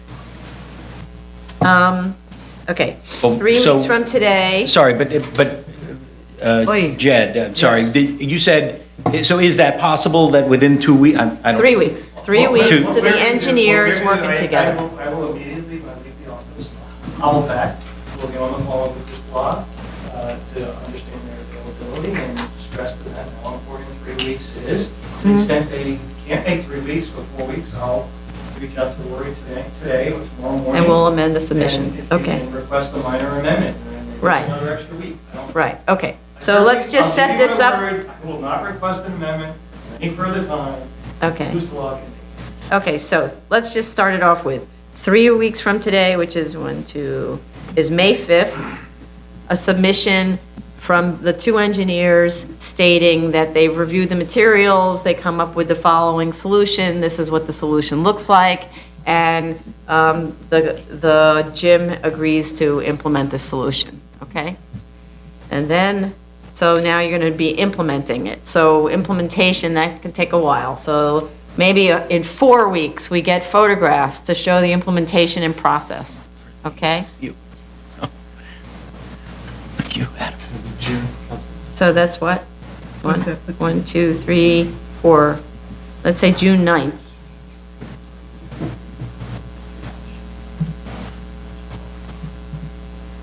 I said May 5th, right? Yeah.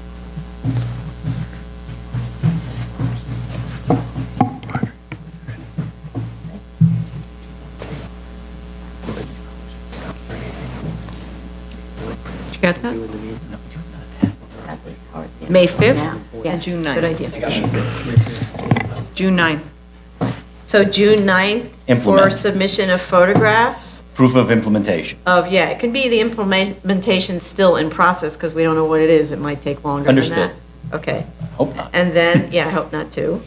And then, so let's just say it's not quite finished, so allow another 3 weeks. So then July 7th, I guess. Seems like a long time. I mean, I don't think, I heard you. No, but I'm just taking estimates. If it turns out to be a little bit off, you'll submit something So if I that could says submit we need earlier, a little more time. This is Yeah. sort of a flex thing. If Yes. you want, if I can Well- submit all this stuff earlier, we're happy to do that, I Yes. think, and. Right. And then maybe you'll say, well, we can reschedule the hearing or Correct, something. and- okay. But so for now, so July Okay. 7th, in other words, test results of the installed. Retest and deliver Yes, results, okay. Okay, and that means then we could have an actual hearing on the 21st of July, Sorry, that was July, 21. and then the one before that was July. July 7 for 7. the test results. The submit test results. Right, and in the meantime, though, And then July 21. life can't go on at 6 o'clock in the morning, being woken up and setting your watch. So until this is resolved, no classes that start at 6 in the morning. I'd say 8 in the morning is probably fair. Classes start at 8. So I get Or- it, if I could. Wait. Or there's a different kind of a class structure where they're not all pounding on whichever thing they're on the You have- treadmill or something like that. Quiet time. Quiet time. They can It's do a gym. yoga. They It's can a do gym. yoga at 6. It's I know, it's but not how the place operates. And to start the gym at 8, when everybody knows. Technically, it shouldn't even be open. Yes, Yeah, right. Yeah, So it should be a closed gym, That's what so there you go. I wanted to remind Mr. Mose, his client, I believe this is his first foray into establishing Orangetheory Fitness within the city limits. I understand that maybe it's at What? Brooklyn, but it certainly is a hell of a way to start. Let me just open up and not get bored of food. Yeah, Right? okay, no, thank you, yeah, we got it. So, and I know we're letting you talk from your chair because you're I know. invalid, but, but that's not normally how it's I done. understand. Okay, so, so the deal is, and by the way, we've done this with other gyms, so you're not the only one. Either Well, I would ask they if there'd come be a up- way to monitor the volume in a manner No, so it's that. not just the talking. Obviously, if you brought everything down to six, whatever the 6 is on the setting, that seems like it would have some effect, but it's not just the talking. It's sounding like it's the, whatever that is that you're doing in 15-minute intervals that's thumping. I don't know if it's the treadmill or the rowing machine, or it's everybody dropping their weights at the Well, we were same in a- time.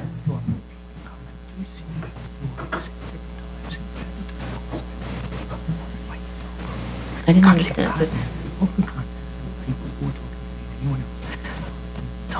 Okay, that's good. Okay, good. So, yeah, we have to come up with something, but the something that I can think of right now is you can't open at 6.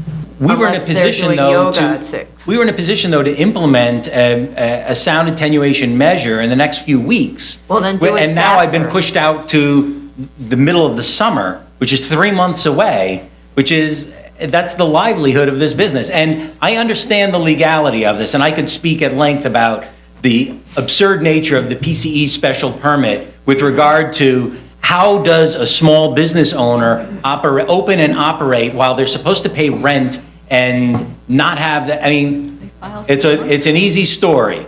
Yeah, And that's as right. my understanding They is the city file has earlier. They entered. filed 6 months ago. Yeah. You know, Yeah. you get the idea, in your head, I got to file with the city first. And we did. We filed a long time ago. We did file a long time ago. But you don't open until you get an approval. Well, and I understand that, but in the meantime, you got to pay rent, and the landlord's not patient, and You then... know what that means to be operating in violation of the certificate of occupancy? It's called illegal. I understand that. All the fire protection measures were implemented, everything that was drawn on the plans was implemented Still called properly by illegal. code, and I understand that. Right. It's not a manufacturing establishment in a residence So let district. me just ask you a question. If you lived on the second floor, what would you do? You know, I haven't been on the second floor to No. hear the sound. Let's just say you heard I don't want to those be sounds. disturbed. I don't want to be disturbed You either. don't want to be disturbed either. But I don't know what the baseline is. And the don't wanna second be floor, disturbed. the We second, just- I know, but I lived in an apartment. I've lived in many apartments in New York City. I remember the woman above me walking around in high heels at Yeah, crazy hours of and the it night. drove you I could crazy, hear right? I could hear the claws of dogs walking on uncarpeted floors. She's supposed I to have heard a carpet. I know, but you asked me. I heard people in the Okay. hallway talking. I will tell you an anecdote. I lived on the 22nd floor of an apartment, and I had my window open one night. The 22nd floor, not a fancy building, a nice apartment, and on the 22nd floor, I had my window open, and I was on the phone with my friend from New Hampshire, and he asked me if I was calling him from a payphone. Because he could hear from my window, from my apartment, the sounds of the city, That's different. the background noise, Okay. and the ambient. But We're that's not talking about that. but Don't change that's the what- subject. Okay. but silence isn't the standard. That's my Okay, concern. We're not using silence as a standard, except that there's a woman who has, and I happen to have an apartment that faces rear, and so my bedroom, you can hear birds chirping. So if I go from birds chirping to thumps waking me up at 6 o'clock in the morning, that's a significant change, and I'm not one of those eggshells. Do you live above a restaurant, though? What if it was a No. restaurant that was open till 2 in the morning? We're not talking about that, but don't talk about what if. Let's talk But about what that's an is. as-of-right Okay. use that doesn't even come for an So, approval. let's just put it this way, right now, because you can talk to your client and you can get back to us, but as of right now, I can't think of another solution except that you don't operate starting at 6 a.m. You operate starting at 8 a.m. If your client has another solution, I'm happy to hear him speak about it. Adam Crow. No. Want to speak? We'll see. So Adam, so what we'd like to be able to do, at least on a temporary basis then, would be to, and maybe it becomes a good solution, I don't know, but to install this foam, which has been, I don't know if it's been ordered or imminent to be ordered, about to be ordered, which is we think, which will address this periodic thumping, which we think is weight-related thumping, and install that, and see how that goes. And It's not going to solve the music and the amplified voices. Yeah. I mean, if that's the issue, the issue at 6 a.m. or whatever, including the thumping, and you've got this volume cranked up, I don't think it's necessarily fair until you've come up with a solution that dampens it down to have people awakened at 6 o'clock in the morning by, a constant, every hour on the hour, you've got a class, right? It's a Orange 60 or Orange 90, which is an hour and a half. And you've got a person, well, I read. So you've got a person standing in front of the class, then you've got 3 stations, right? So you move them from one to the next, 20 minutes each, and they're constantly talking. I watched the video. I got excited, but, they were constantly yakking. So I can understand this. This is, so I think you have the direction. You need to talk. Both engineers need to talk to each other. Come up with some solutions, start implementing those solutions, see if that works, right? And everybody's got to agree that it's going to, work in a reasonable fashion, and come back here and report back to us. But I agree with the chair, until you've done that, 8 o'clock, or do yoga from 6 to 8 or something. No amplification. Or do the quiet thing. I don't know what's quiet that you're doing, but do that quiet thing. We tested with Adam Crowell, owner. We tested with 2 inches of foam when we dropped a 50-pound. We only have 1 pair of 50s, which actually have never been used. And we tested it based on the resident's request from 18 inches, which was the agreed upon height that we thought someone might reasonably drop a weight. And with 2 inches of foam was inaudible in the second floor apartment. So the problem with foam is it might not last for a long period of time, the material. So we're looking into rubber solutions. But as a amenity for the time being, we could put the foam in place so that that thumping goes away, because it goes away immediately. And in terms of noise, in terms of amplified microphone and sound, those are adjustable levels. So there's nothing to say that we can't adjust it, especially in the morning for the residents Why above. hasn't it been adjusted already? Because we've been trying to determine what the appropriate level was. I thought you knew the appropriate level. So that appropriate level was determined a few days ago when we were up in the second floor apartment. And it was characterized at the maximum level, because we tested at maximum. You had to be in the bathroom of the second floor tenant with your ear up next to the vent, and it was characterized between a whisper and less than a whisper. So I understand you're hearing testimony from other tenants about microphone and music. It's my interpretation, because I've been up there many times. The issue is weight drops. I've been up there. You can hear the weights. You heard both things. You heard voices and music, and shouting, and you heard weight drops. Right, so- weight drops, there's the foam idea. Yes. Voices and music, not sure what to do about voices, but if it's amplified voices, then it's your sound system, right? Right, and that's adjustable. So you need to adjust that Of down course. to apparently 6.5 was what was. The level actually that it was inaudible was 7.5 on the microphone not and apparent. 8 on the music. So that's not apparently what the residents heard. They heard that was working for them, 6.5. Let's just put it this way. Sure. Don't negotiate with us, because it's not going to work. I'm just explaining what we did, At the what we've done. moment, you're not allowed to be there, right? So what we're trying to do is say, can we make you not a nuisance until you cured this problem? Yes. Hopefully, you can cure this problem. So if 6.5 is what apparently would work, 6.5 is where you go, okay? And it needs to be officially governed down so that none of your staff can alter that. You have to insert a limiter that maxes it out at 6.5. So just so you know, the levels of 6.5 and 7.5 and even 8, even 10, you have to test them to really know what is heard above and what's characterized and what actually sounds like in the gym. 6.5 is like extremely low level Well, volume. that might be what it has to be. And Maybe your clients get used to the low level, I don't know. But this is not a debate that we should be having. You've got experts. Right. So you I do think this the experts is the testing best with the way. experts. They will Sure. tell us what the best level is going to be. But what we're trying But in to the do is say, meantime, I until think- your experts have come to an agreement, you have to do something right now. Sure. By tomorrow morning, you have to have implemented your new regime, which is 6.5. Yeah. Unless your experts I come to another conclusion after. And if you don't have the foam, then you cannot have these classes. Once you get the foam, you could try out a morning with the foam and see if it works. I don't know if that's worth it to you expense-wise. Right? And you have to let them know that today we're trying out the foam, Right. right? Because otherwise, And one other thing is, I think one of the residents mentioned that you don't have any soundproofing in the ceiling above the entry point?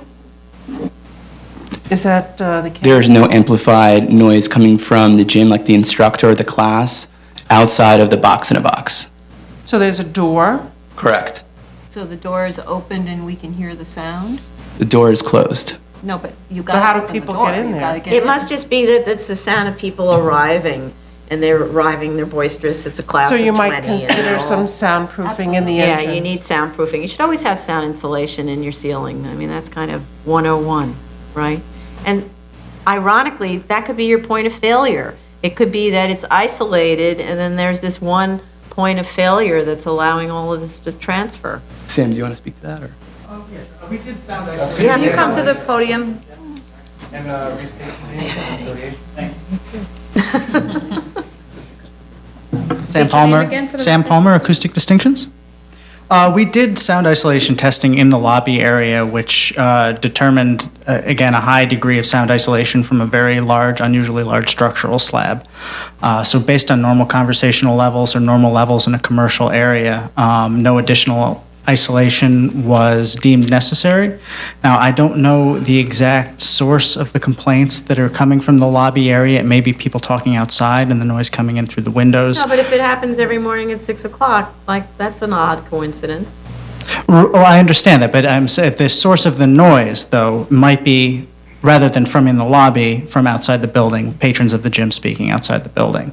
Well, then, that's something that, if that were the case, one of these things has to be worked out. Understood. Whether they're outside the gym and they shouldn't be talking, and then that's up to the owner to make sure that there's a quiet entry into the gym. And the door to the sound isolated area in the gym is a distance down a corridor and around a bend, so the... But is the ceiling insulated above the corridor and above the entranceway? In the lobby, no, it's just a slab. So you have There's to no hang drop ceiling. ceiling in there. What's Well, there's a 12-inch structural slab, so there's really no potential for airborne sound to be penetrating through that slab from the downstairs There's residence. penetrations, there's pipes, there's Understood. conduit. We did a sound isolation test, though, in that area, and we determined But you didn't go to the second floor. Yes, we did.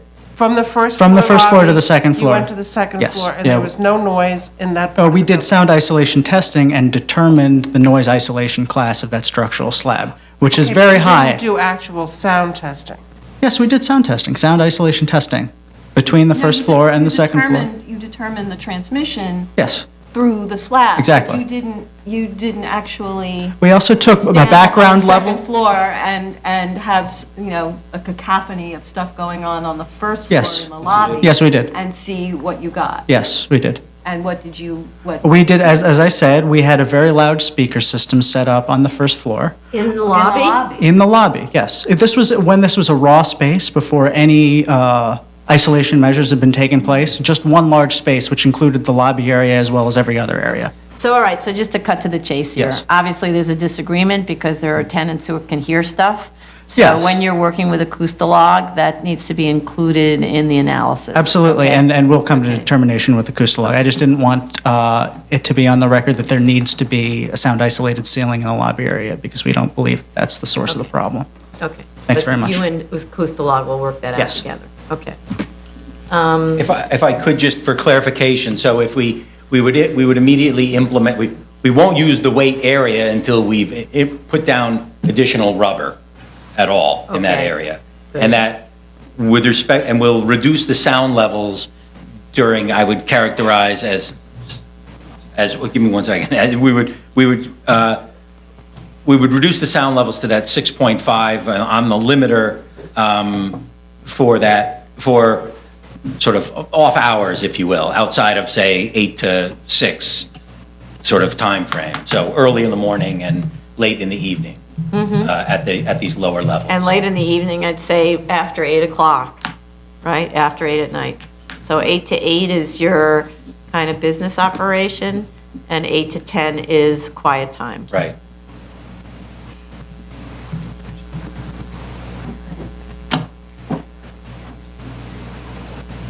Yeah, I don't think, it's all about the weights, I think. Okay. Well, and least the that. other thing is, I just wanted to point out to the neighbors, we would actually like to hear kind of updates from the neighbors. So, what's your email? Rory.levy? No, R. Levy? Right. Okay, so we'd like the residents to send reports on what you're hearing over this time, that way we have it direct from the experiences, understand that we may be getting these, so that's how we keep you honest. Understood. This is also not my first PCE, for the record. Right. I've been down this road many times. Okay, good. Okay, so we have the submission schedule. We have a schedule of... We know we're going to be quiet from We're gonna be 6 quiet. a.m. and from 8 p.m. to 10 p.m., right? Right. Right, okay. Thank Anything you. else? Did I leave anything out? Okay. Good. Bravo. I hate these things. Item number 4, 248 14BZ. We just moved on. We just moved on. May I ask one question? I think we just moved on. I just called the next Why case. don't you ask Tony or speak to Speak to John? Rory. Ask staff. Yeah, You Yeah, speak to just- Rory. speak to Rory May I first. ask? What? Please go outside. Thank you. Okay. Thank you. Don't forget to take your equipment when you're finished.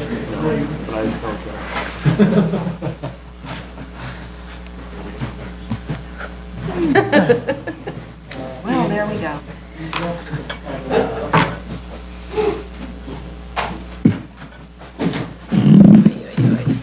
Give me an aspirin. I feel like Orange 60. It's a good Ellen thing you're Hay. not open.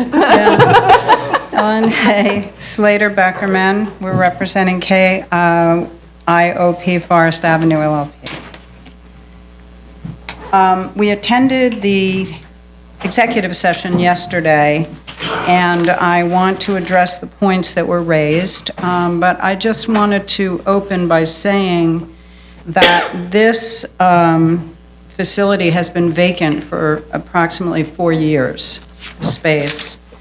And the shopping center was constructed in 1957, which was a pre-61 building or development. And that we've had a difficult time obtaining records. Our architect, Phil Rampula, was able to research and obtain a copy of a 2001 C of O. The space was formerly occupied by a Wallbaum's and then by a national liquidator, which I don't know exactly what that is, but I presume it's some kind of a discounted store. But the absence of a tenant of that nature has caused some difficulties for the owners. The reason that we presented the information about the authorization at the City Planning Commission in 2013 in that process, and thank you, I don't think that was clear in the statement, but the reason was to indicate that there was a potential tenant, Stop and Shop, which required to have an authorization for reduced parking, which was the action at the City Planning Commission, which was approved. But that negotiation fell through, and clearly Stop and Shop would have been a notable tenant for this particular shopping center in Staten Island. In lieu of that, the owners have been scrambling and finally reached an agreement with a tenant that seems to be substantial and able to sort of anchor the vacancy in that portion of the site. So with that, I just wanted to review, I believe that we had comments regarding the parking, the E-designation, and we will note on the drawings the wet sprinkler. With regard to the parking, I've talked to Phil Rampula about trying to present information regarding the existing tenants. There are about 25 tenants other than the proposed PCE. And so we will try to pull that together to indicate the required parking for the site, or that which is listed in the C of O, which is 917 spaces, and indicate that we are meeting that, and the required parking for the PCE will meet the requirements of the 917 spaces. But the C of O doesn't show 917, it shows a different number. right? It does, but there is a new tenant, CVS, which has 89 spaces related to theirs, so that's been included. Oh, so there are The 917 actual spaces needed on the site, but the C of O shows 828 Right. because there was a different tenancy or something. There was no CVS. Okay. right, Exactly, okay. that's a new building. So you need to clarify that in the statement of facts. That was totally confusing. Okay, yeah. I thought perhaps we could have Phil do a chart, as he did in the plans, to Right. try, and we listed the tenancies, but I think it could be broken out in a better manner, so. The E designation and OER, I can understand why that's confusing. Our consultants, which are Leggett, Brashear, and Graham, who have worked on the RASP and the CHASP, they have indicated to us that the emails that they've received from OER are the max that they can get from OER with regard to comments on approvals, or their acceptance, as the term was used in the email from, I think it was the OER representative. The acceptance meant that OER, in terms of the definition by OER, they have reviewed, asked for comment, have commented and asked for responses, and that the applicant has responded, and there are no further comments or questions, which means that we can then move forward to the notice to proceed stage, which is the stage in which we can submit to the Buildings Department the plans on the remediation. The OER has reviewed the lap pool, it was included, and the next step for the Buildings Department to review would be the construction drawings, which would show the remediation. And that we can't submit to the Department of Buildings because we don't have a special permit. So we can't apply until we get the approval. So it's a bit of a chicken and egg. So when it says accepted, It doesn't mean received, it means reviewed, commented. We have completed our comments at the RASP and the CHASP with the OER. okay, reviewed, commented, and you submitted in response to the comment. Right, and so OER, according to what they've told our consultants, is waiting for the construction drawings to be filed at the Department of Buildings, at which time they will then take a look at the remediation and make sure that it concurs with that which they've established for the remediation.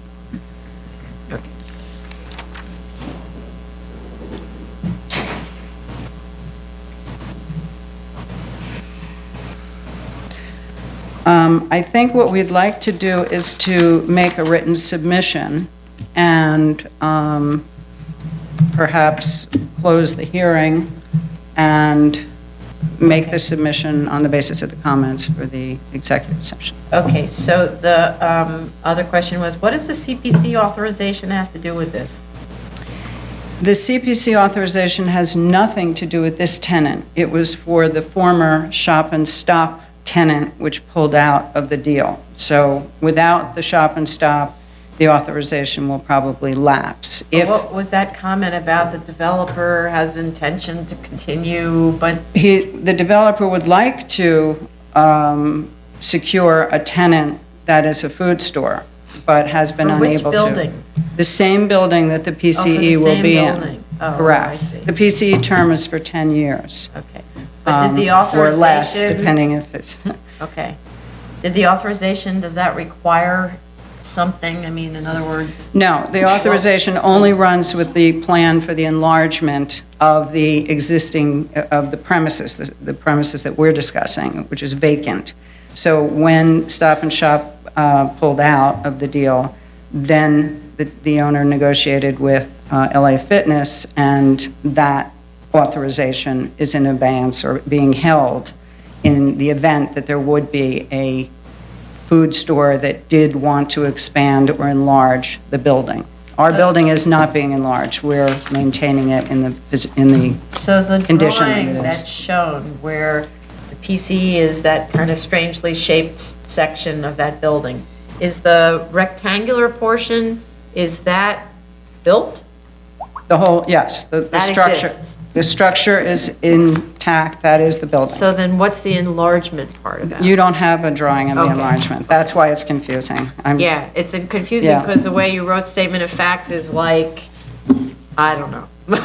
Okay, that's fair. So you need to clarify what that's about we can Yeah, redraft okay, that, because certainly. it's really Certainly. opens up mysteries and doesn't answer them. Well, I think it was intended to, we know that city planning reviews plans and these plans, and it was intended also as a history of development to show that there's been tenants that have been lost, but it wasn't drafted well, so we will correct that. Okay, and but did make it CPC clearer. already issue a prior authorization, or there was one that was applied for and then it just it issued an authorization, but then you never installed a food store, and then, so it's probably going to lapse, okay. Probably going to lapse, correct.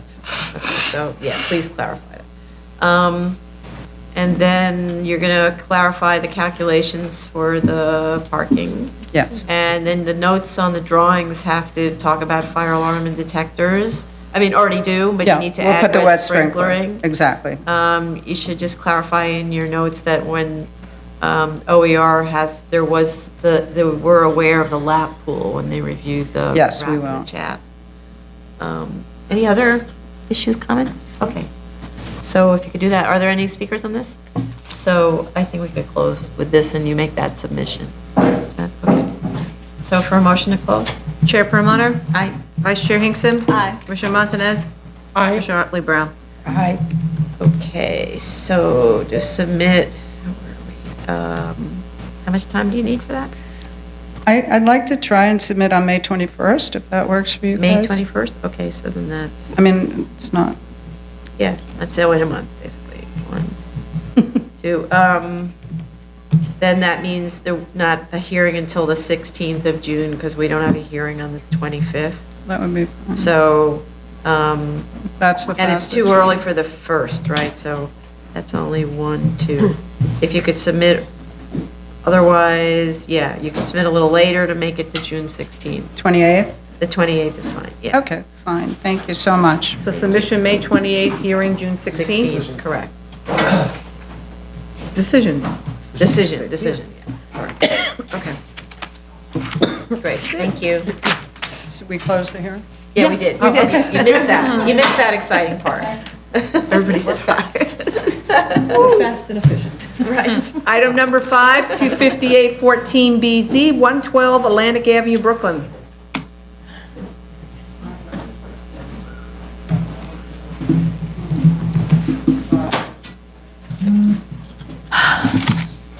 Almost.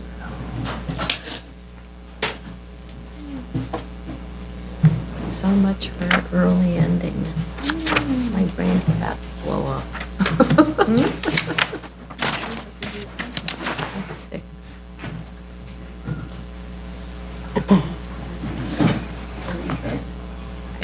Brought it with me. I'm doing that bathroom dress up thing.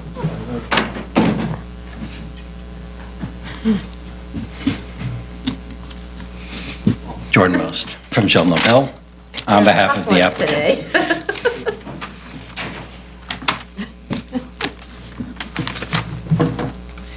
So this is a variance application, as you know, for a site that is located in an R6 zoning district, a corner lot at the corner of Henry Street and Atlantic Avenue, relatively small lot with 97 feet of frontage on Atlantic and 80 feet of frontage on Henry Street, operated as a gas station presently pursuant to a variance.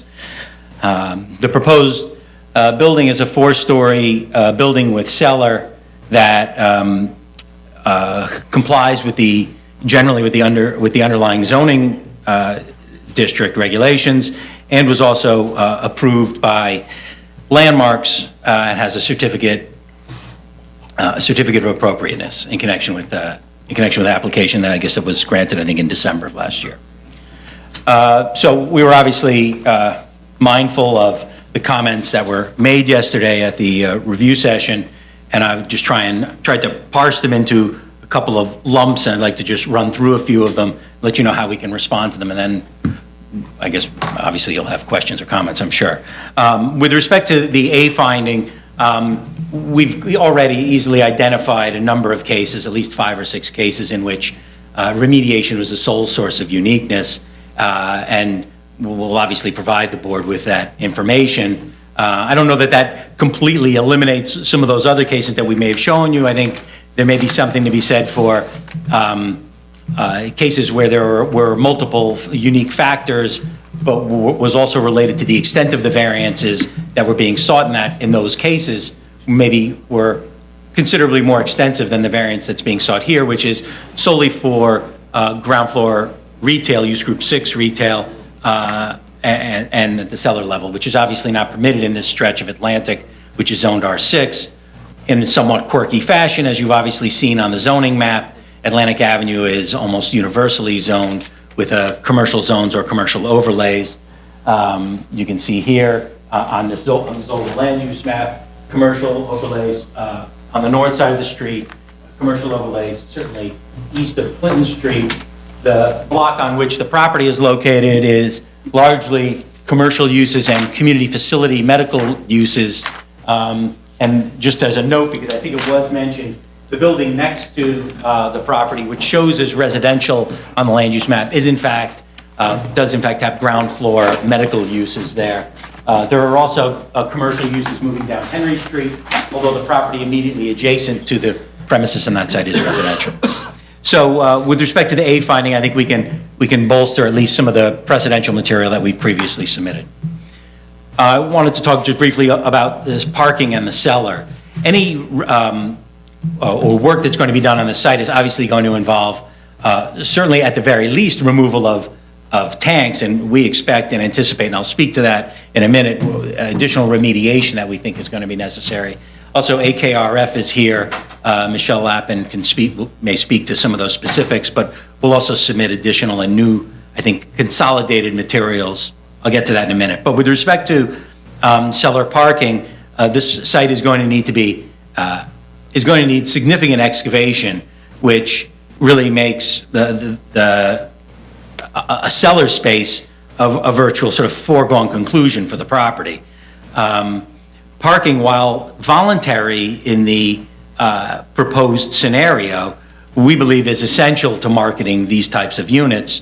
The market, there are actually several representatives from the applicant, can speak to certainly the market, which is dramatically impaired if parking is not available for these. And in spite of the cost of this system, which is on a very small site, we believe that it's easily overcome by, or it is overcome by, the nature of the apartments and the marketability of the apartments. Without the parking, these apartments linger longer on the market at lower values, all hindering and hampering the variance request. To implement a ramp, as opposed to this mechanized parking system, which obviously is a cheaper system from a cost perspective, is actually costly from a rental perspective. It is very detrimental to the function and usability of space, both on the first floor and the cellar space. It dramatically compromises the ability to place parking and accessory commercial space in the cellar, and reduces the functionality of commercial space on the first floor. Why can't you have attended parking with an elevator system and not have it be automated? Right. I think, well, if you want to, Wait. come up and speak then to it.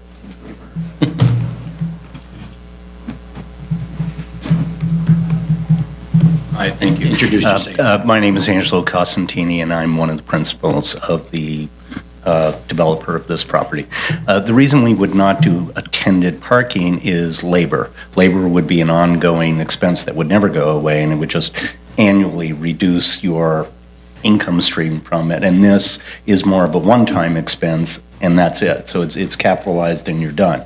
And you don't have the ongoing labor that continually reduces the value of the property.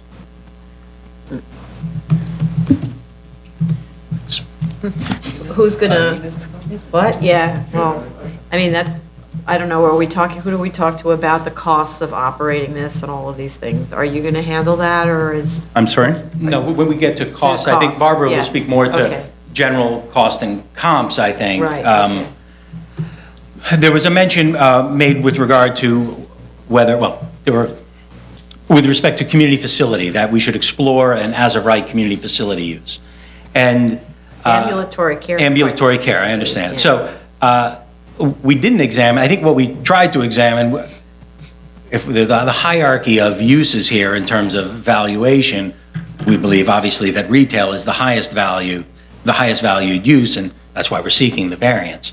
Obviously, residential and community facility or ambulatory medical are as of right uses on the ground floor. And we think that the more valuable use is the residential use. 2 floors, although still not enough to overcome the hardship on the site. The ambulatory medical care use creates several problems. One of which is, first of all, very infrequently is that type of space built out without without an end user in place. That's not frequently built out on a speculative basis. To build 2 stories of medical space has, I think, a detrimental impact on the character of the building and the marketability of the residential spaces. But more importantly, it has a physical impact in that I've got to now create 2 cores, 2 elevators, 2 separate systems of moving around circulation systems in what is only a 4-story building, has an adverse impact in terms of rentable space, usable space, creates an unusual amount of circulation space. But first and foremost, I think, in case I already said that, I apologize, but is that we think that use has a lower valuation in that hierarchy, and that's why we'd rather not do that exploration, because we think it's a lower valuation scenario with higher vacancy rates and less practical than the residential scenario. Even though you're getting more floor area? Well, we've got how do I get more floor? 4.8 FAR. Oh, no, we've got a height limitation on this site and an approval from LPC that's in place. This building's not going any higher than the 50-foot height limit that's already Is that, imposed here. so the LH1 is a 50-foot limit, and now Correct. you're at it with, We're at it right now. We're okay, there. and your floor-to-floor heights on your first floor, or your floor-to-floor heights in general? So the first floor is a higher floor. If there was, and I think community facility would dictate higher, just as or slightly less higher floor-to-ceiling heights. The only use that would allow a lower ceiling height would maybe be residential. But community facility would present a similar high ceiling height. No, it isn't. Community facility is an office use, it doesn't have such high. Okay. Oh, you can hear me. So, let's be real. So. Well, I'm trying to be real. I'm trying to be real. Okay. And I think that there are, and I also would like to speak to, I don't know exactly, not sure why you asked me to look at that. But, Because of the 4.8 FAR. oh, well, I don't think that, right, that's not, I don't think, a big boon to this building because of the limitations that the building already has in that zone. I think as you look down the block, and maybe you look down the block and you see, well, there are other medical-related uses on this block, which I think are partly related to the history of the area where the Long Island College Hospital structures are located, which aren't really operating as the hospital anymore. I think it was closed, last summer.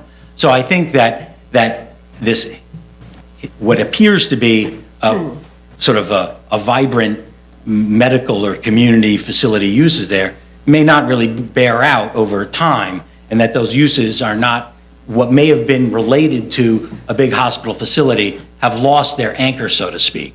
Okay. And that, Okay, but this is a lot of conjecture, so that kind of stuff would be borne by a market analysis, right? well, it's not, well, that, Yeah. yeah, So that, well, whether what's not what you're conjecture saying is that true. in a large institution that was a hospital closed. So Right. That happened. So Right. what's So not then conjecture is that people generally don't build new buildings for medical space that are, maybe if they're next to a hospital, but if they're not next to a hospital, it's pretty uncommon for speculative ambulatory medical to be built. Well, I mean, for instance, the medical care is changing, so there's those urgent care centers, there's lots of things like that. So really, the only way to know whether there's a market for this kind of ambulatory care facility is to do a market analysis. We can do that. Okay. We can look at that. You need to get through that. Because, the other part of it is, we'll be talking a lot more about the use of the cellar for parking. but you could also have the ambulatory care in the center, in the cellar and on the first floor, for example, right? So without even taking advantage of additional floor area or a little bit more floor area in the form of a mezzanine. I see you have like 17'6" high ceilings. That's very high on the first floor. Well, for I a see it's retail slope. space. Right, but so you don't need it for a retail space, for a medical facility, right? You don't need such high ceilings. Right, but I've got longer, we can look at that use. Yeah. We'll have longer lease-up times, lower rents, and I think that's what it will bear out, that it doesn't help overcome the problems on the site, which we'll get to again in a minute.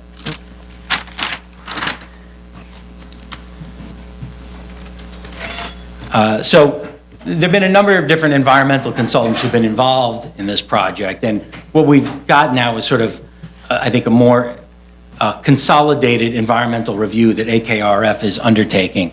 Hydrotech had completed a phase 2 in connection with the acquisition of the property, and there were other environmental documents, and I don't know that Hydrotech had all the environmental documents from the time of the tank closures back in 2008 and other reviews that were undertaken by the prior owner of the property. But AKRF has been through the Hydrotech materials and these other materials, and I think what we've got is, as well as this M&M Environmental did that cost analysis, and we've got, AKRF has preliminarily put together a revised cost analysis that I think much better addresses the truly unique factors and the environmental risks and conditions that are on the site.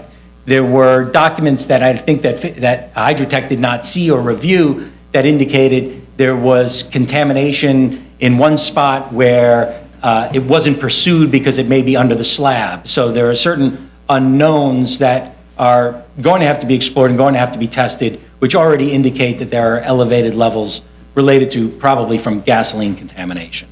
And there's several spots like that on the site that will be, that are part of AKRF's review. As well as the fact that AKRF indicated that there was no hazardous materials review, either under the tank closure situation or the Hydrotech review. So that's another piece that needs to be reviewed, since there were tanks here that likely had lead gasoline on the site. So AKRF is here. Michelle can speak to the extent they've been involved for a little while now. She's happy to respond to any specifics in that area, but that's where we are right now, is revising the environmental materials, the cost analysis, and that would be folded into, obviously, the feasibility analysis. Okay. Well, I just thought that the whole discussion of the A finding regarding environmental remediation was premature, because the phase 2 you gave us says, basically concludes that there's no impact from the gas station on the soil at the site. So I think, And that was done after an extensive sampling.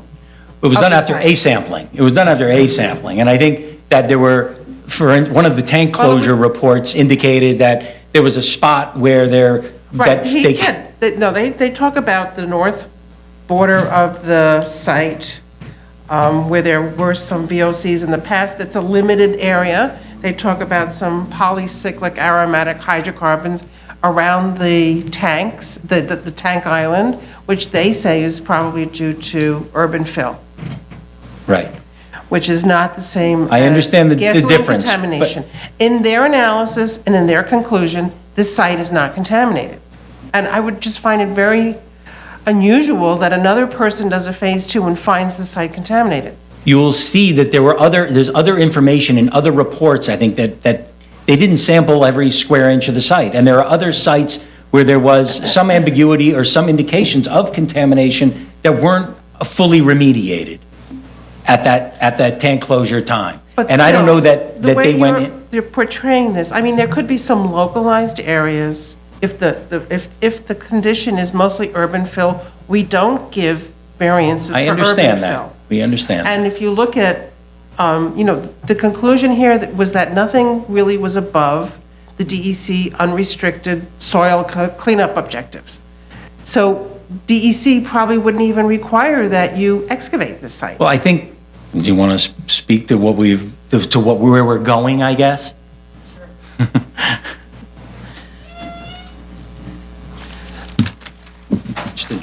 Okay, I'm Michelle Lappin from AKRF. So when I looked at the report from the actual tank pool, which I don't believe Hydrotech had, they didn't refer to it, it showed the areas of excavation, and it showed the areas where they had extensive endpoint samples, bottom samples, and also on the sidewalls. So I saw that the Envirocheck, their sampling was done in the area that they had excavated for the tank pools. So it looked like they were sampling in the area of the clean fill that was put in after the new tanks were put in. In the tank excavation report, there wasn't a lot of contamination around the tanks, but they did find contamination around the pump island. And they went to the north and to the south of the pump island, and they had trimethylbenzenes and xylene hit elevated levels. And they stated that they couldn't do more excavation to the north because they would undermine the sidewalk, and they couldn't do any more excavation to the, or testing to the south because they would undermine the building that was there. So those are two areas that we're going to have to look into because we know that they did leave contamination there. And they just backfilled and covered it up. And the DEC did close the spill because at the time, without supporting the sidewalk and taking out the building, there was nothing more that they could do. Well, did they do remediation at the time at all? Oh, yeah, they took out quite a bit of soil. They took out the 3 tanks, and they took out the pump island. They took out a waste oil tank. What year was this? 2008. 2008. Yeah, they also took out an oil water separator that was inside the building, 2 hydraulic lifts. And they had clean endpoints on many of these areas, but they did not get clean endpoints for the pump island. And it looks like that's where the source of contamination was, not actually at the tanks. Well, Hydrotech said that was probably PAHs from urban fill. It was trimethylbenzenes and xylenes, which is not from urban fill. So why didn't Hydrotech have this report? That I don't know. I mean, maybe they did. I mean, I have not spoken to them. Did they also do a phase 1, Hydrotech? I don't believe was another phase 1 done? I don't know. Okay. I have to go back and look. So did you do sampling yet? No, we have not. We sent a work plan into the DEP, and we were told that they would respond to us by May 7th. Okay, so still nothing's really been resolved. Correct. Also, in the original 08 analysis, they did do groundwater sampling, and they found perchloroethylene in the groundwater in all up and down gradient, and I'm not really sure. Each report showed groundwater flow in a different direction. So, but regardless, the triangulated wells all showed the perc, and it was above groundwater standards. And we are going to be doing soil vapor testing because it's required by DEP, and that hasn't been done by anybody yet. And as was already stated, nobody looked at metals and hazardous waste issues. So one of my concerns is leaded gas, since nobody's looked at the metals possible contamination. Okay, we'll see. I guess maybe I have another question for Michelle. So if, in your estimation, given what you found so far, if you were just remediating the site as opposed to digging for putting parking in the cellar, would the level of excavation be the same? I mean, how deep would you be going to remove the contaminated material? I guess it depends on what we find when we open up the ground. So the tanks, I mean, we would remove the tanks, the existing pump island, and then see what we have. The tank excavations, the original tank excavations went down to about 15 feet, and that's where their bottom endpoint samples were. The lines, like the piping lines, were maybe 7, 8 feet, 3 to 4 and 7 to 8 they took the samples at. And the endpoint samples from the walls where the contamination was found to the north and south, I think they're about 13, 14 feet. So we know we have contamination at least down to there. So we would have to support the sidewalk and really take out the building to see what else is there. Mm-hmm. Okay, thank you.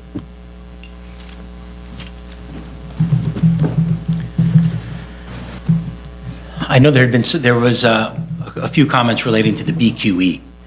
So the BQE is, we know that we're not under the BQE or next to the BQE. It's about a block and a half away. It's 2 blocks away is the superstructure. One of the BQE's exits, though, is, actually, you can see it right here. So it's right here. Here's the BQE. This is one of its exits onto Atlantic Avenue. The purpose of the reference, and maybe it should be clarified then how it's mentioned or addressed or brought up in the financial report, is that this corner on the first floor, not a great spot for residential. And that's why we've discounted because of the traffic, that this is a busy traffic stretch. When the BQE backs up here onto Atlantic Avenue, there's a lot of activity there on the ground floor. And that was a just simple discounting factor for the presence of the BQE. I'm sure we can do that. But I thought you just... like in that picture, where there's all that What? traffic. Well, not all the time. I thought you discounted all of the apartments based on the adjacency to the BQE. Then we probably should adjust that.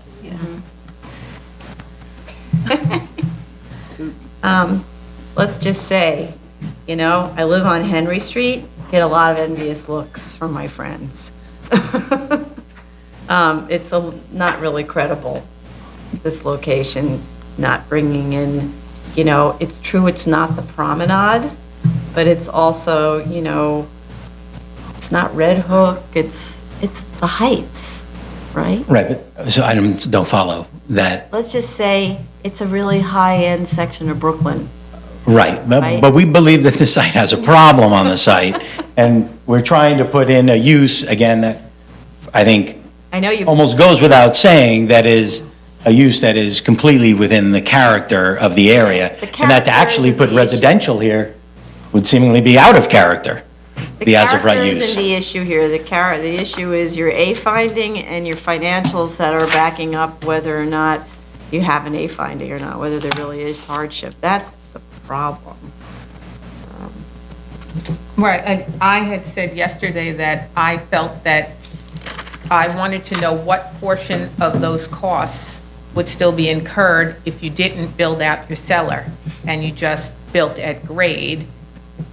And that, I guess that what's related to that is where are you going to find the contamination when you finish all your studies, and whether or not you actually need to excavate the entire site or maybe a portion of the site and maybe just have a portion of the cellar. And by creating a full cellar, you're actually creating extra construction costs that is necessitating that you have parking, which is then creating more of an expense that's necessitating that you have retail. Well, the cellar has important value for the building, though. And without the cellar, the building has marketing problems or challenges vis-a-vis whatever the ground floor space is used for, and vis-a-vis the residential units above not having parking. Right, but a lot of other developments, in fact, I'm sure most of the other apartment buildings in that area don't have parking. Well, right. So it's not necessarily that you need parking to be able to compete with everybody. I don't think anybody has parking in that area. It's all older buildings. Well, right, but that's older building, and that's not really my comp, right? I mean, we discount and change our valuation based on older buildings that are older buildings that don't have parking, or that the different context. New buildings, that's an important part of, these buildings were built before there were vehicles, before there were cars, right? I mean, we're talking about in 2015, people are building buildings, and anyone who's buying a unit in a building like that, the first question is, well, where do I park? And if I can't There are park... other sites where there are new developments. You need to show us. We will show you that. No, but not the ones that have river views and all that. No, Stuff in the low end, we understand low-rise what the district, market is. right? We're not comparing ourselves to glass boxes on the river with river views, and Right, so... but even if you go along Atlantic Avenue to the east, Well, to before the- you hit 4th Avenue, you've got a number of new developments on Atlantic. Do they all provide parking? I don't know offhand. We will check, and they may. The applicant's Well, happy I to speak mean, to that. I They know the think- market very well. They're happy to speak to that. But Sure.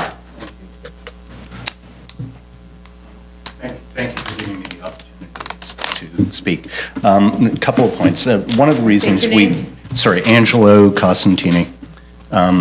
One of the reasons we would need a cellar is you need somewhere to put mechanical equipment at the very least, or we will lose square footage from the above grade, and once again, we're limited by height. So you get to a point where you actually just lose that square Well, footage. actually, you can have a permitted obstruction on the roof if you want. We actually went through that with Landmarks, and they had us lower the height of the elevator bulkhead because they thought it was protruding too much, even though it's a permitted obstruction. So they really won't let us put anything else on that roof.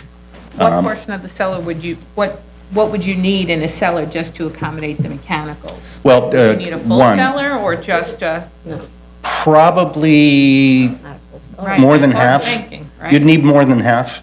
I mean, you need an electrical room, you need a water room, you need gas, you need. Water? Looks like a quarter. Yeah, you have, right now, almost everything's taken up with parking in your retail cellar. But then what do you do with your ground floor usage, whether it's a community facility or commercial, and they need accessory No, storage? you're putting residential in the as-of-right one, right? So you don't need any. But even then, so what that'll end up triggering if we react to the market and we do residential and we do what you're asking is if we end up with more than 10 units, we now have a parking requirement triggered. And we will be required by the Department of Buildings to provide parking. So a lot of the new development that you're talking about that is further along Atlantic, the ones that have more than 10 units must provide parking. I thought the waiver is 15. Isn't the waiver 15?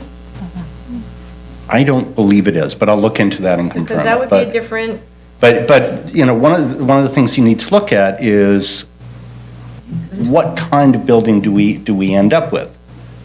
All right, and where is it that we end up? And so if parking is triggered by the requirement, if our units are then too big, right, for the market because we're not providing parking in order to have those units be absorbed, and now we need smaller units, then we have a parking requirement that's triggered by that.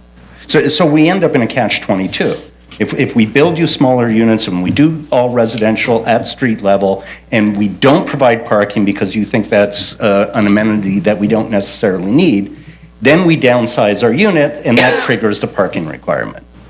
But you're undersized for your square footage permitted on your roof for mechanicals. You've taken up a lot of space because you've got residential access stairs. We are. Right, so. But because we put the mechanicals in the basement. Yeah, but you don't necessarily have to. You've got about another 300 square feet you could play with, don't you? But how does that help me? Wouldn't that, well, If I have a requirement. Taking up your cellar space for that? But if the environmental issues are, we know we have contaminants at 13 feet, at 14 feet, we know this to be a fact. We're excavating to that level anyway.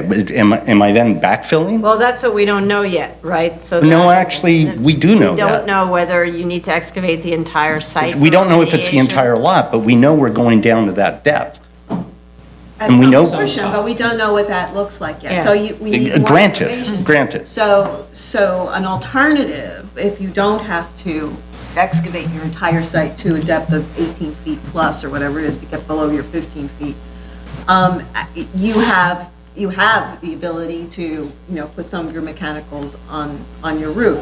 So I guess you have to answer But the Landmarks question. said no to us. And Landmarks, No, wait. You assumed you were putting the mechanicals in the cellar in the first no, time. we had a bigger bulkhead on the roof. You had a and we- bigger elevator bulk. And we had more mechanicals on the roof, and they had us reduce the size of that because they objected to the obstructions to the view from a view corridor on Pacific Street, Then looking why- north. Why are you giving me then you shouldn't be giving me the information you're giving me in your drawings, right? Because you're telling me you did a calculation, you've got additional available square footage you're permitted on top of your roof. Oh, no, but you can have available additional square footage, and Landmarks will tell you that you can't use it. Well, then, but you've got to tell me that story in your drawing, right? Because I'm going to make the assumption that you can do that, and I'm sorry, but if you're looking at whether or not you have to dig out your entire cellar or a portion of your cellar, you may have available space on your roof, but you've got to tell me that story. We I will don't tell know you. that. I'm sorry. From looking at it, Right. I don't know what you went through, right? I understand. My apologies, and we'll tell you the story more clearly. But Landmarks really, their approval serves as the limitation of the envelope and the bulk and what we can do there. So, you but we show will, us what we'll you- articulate that for Can you. you show us what you submitted to Landmarks with respect to the mechanical so we can see Sure. what they trimmed down? Sure. Because it's course. not clear that that's what they would have done. Of course. Normally, they don't prevent you from having mechanical, right? So they maybe make you reduce the size. They did make us reduce the Yeah. bulk of it, yeah. And it really But, was. I mean, for instance, there are areas where there's not, you can't put it under like floodplain, your regions, so, Mm-hmm. okay. I also wonder, Madam Chair, if Landmarks was aware that they would be coming here for use change. Yes. Right. So that may have factored in with why they wanted to move things down, if they thought you were going to be able to make a case here for your contamination. So once that case is made here, then we can certainly move on to how it's used. But Right. Landmarks maybe made some assumptions about where the bulk could go, whether it could go up or down based on what you represented them, Right. what you were going to represent to us. We don't know. I mean, Yeah. You have the. Of course. You have the made material. We should Right. see it, I think. Right. Sure, we'll show you that, of course.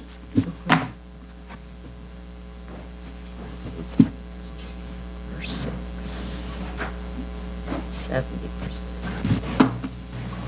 Looking for the waiver. Okay. All right, so we do need to hear about the marketability of the units absent the parking, so that's like a really critical one. It's very hard to believe. We're in walking distance to the subway. You know, the majority of people who live in this neighborhood live in units that don't have parking. We'll do it, we'll put together, we'll do our best to show you the importance. It may, And can you also document the link between the larger apartments and the need for parking? Because that's also a conversation that you just had with us, that it really is a function of the large units that make it that it will only sell if it is hand in hand with the parking. I don't know that I said it would only sell. I think that it impairs it impairs the value, the Right, length of but time on the You made the market. link with the larger apartments, because the statement was then, if we don't have parking, we're going to have to break our units down into smaller units, which would then kick in a parking requirement. Well, it has But the two effects. statement Smaller was- but the apartments are statement less expensive and smaller, right? Right. So it's targeting a different market. I think the market that's presently being targeted is this market for bigger apartments, and those more expensive apartments have the expectation that there may be Right, but you would be parking able to make available. your case by giving us examples. I understand, of and we'll- large apartments with parking in the building and that sort of. And the type of parking that it is, right? So that it's apples to apples.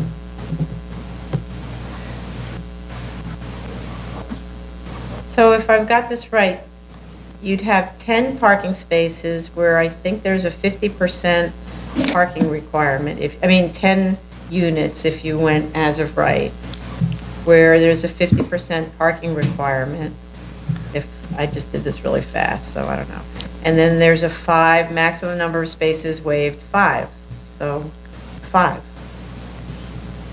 That it's waived, you're saying that you think it may be waived at 10, based You on don't need 10 10 units, that spaces. based on 10 10 units. 10 units is the requires magic 50. number. 50% is right. So 10 units is the magic number, so you'd have 10 apartments, you need 5 spaces, 5 gets waived. Yeah, you got a waiver. So you waive. Sorry. But if he has You have to to break come it to the into mic. smaller units, then he No, would but have why does he? 20, he I doesn't- guess he's No, saying. why do you need to break it into smaller units? I don't get it.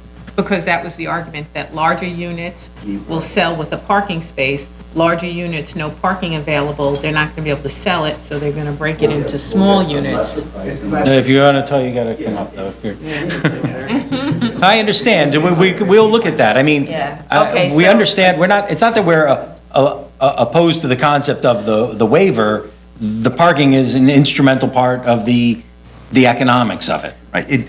I'm not saying they're not going to sell. I'm saying that they will sell at a lesser price and take longer. And then the analysis becomes, do we do smaller units because of that and because the absorption will take so much longer? Because that buyer, the buyer that we're currently targeting, has certain amenities in mind of what they want and what they're looking for in an apartment. And we believe, and our brokers believe, that if we're going to build units of this size in this location, one of the amenities that we should be considering in order to justify our pricing is parking. Right, so then that case will be made by showing us Yes. comparables Yes, on both ends, absolutely. so we can see the discount. I understand, and we will provide that for you. Okay.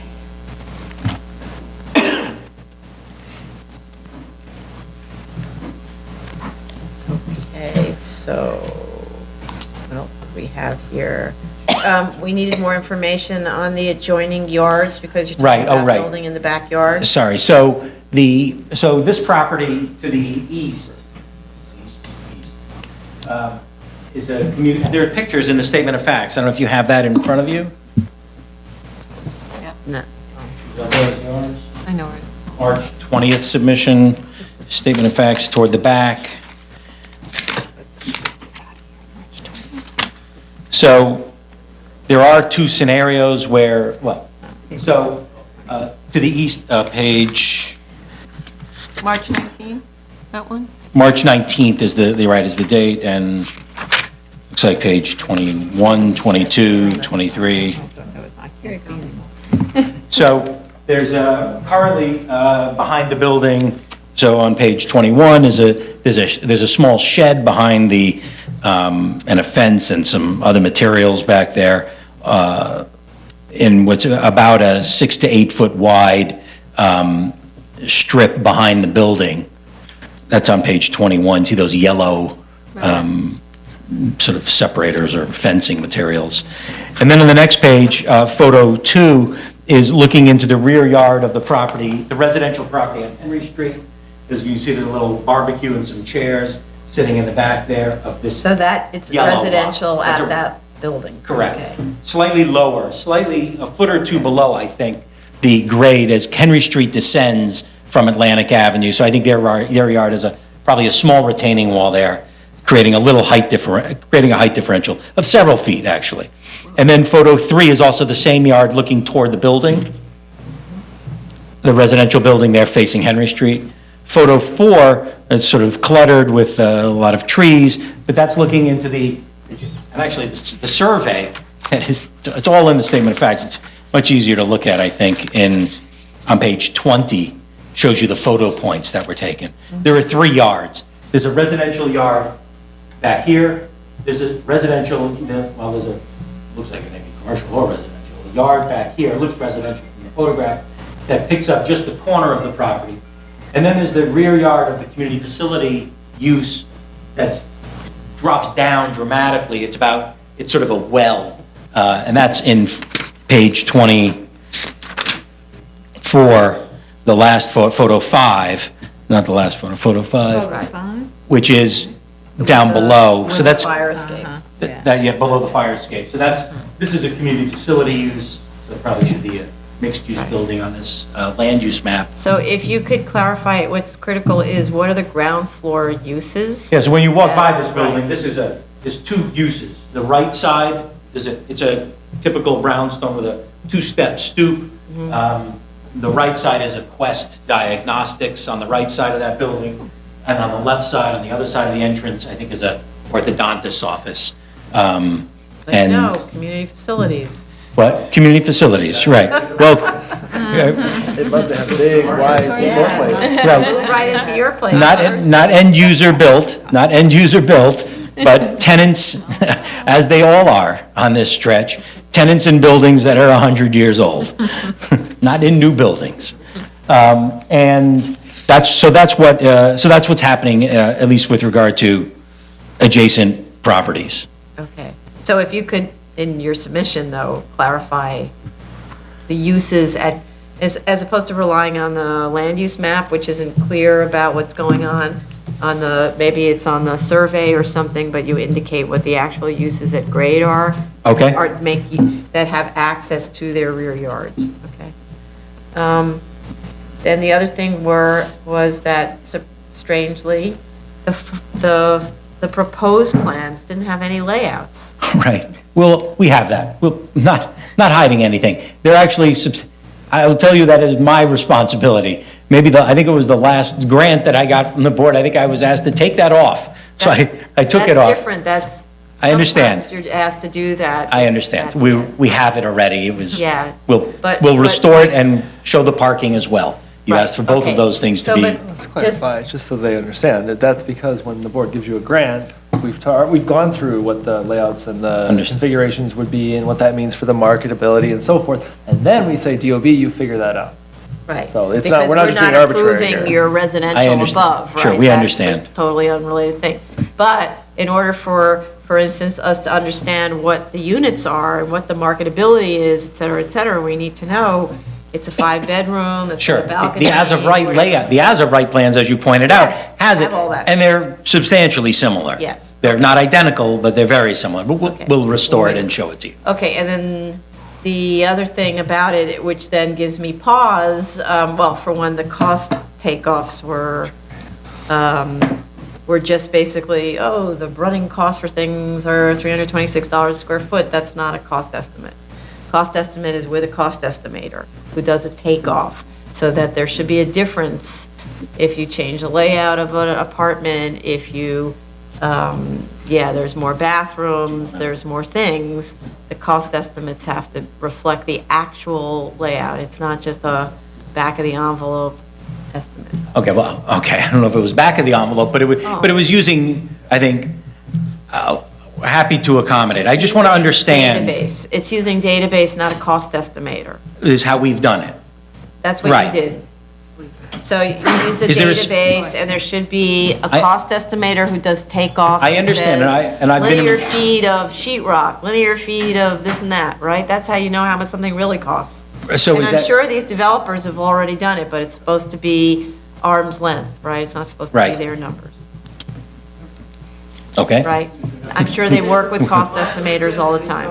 I'll stop listening. Yeah, you should stop it for here. accommodate bathrooms.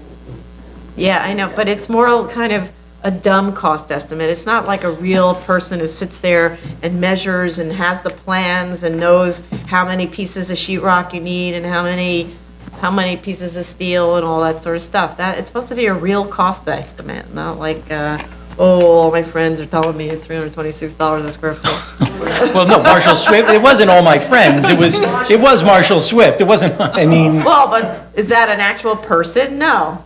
It's a.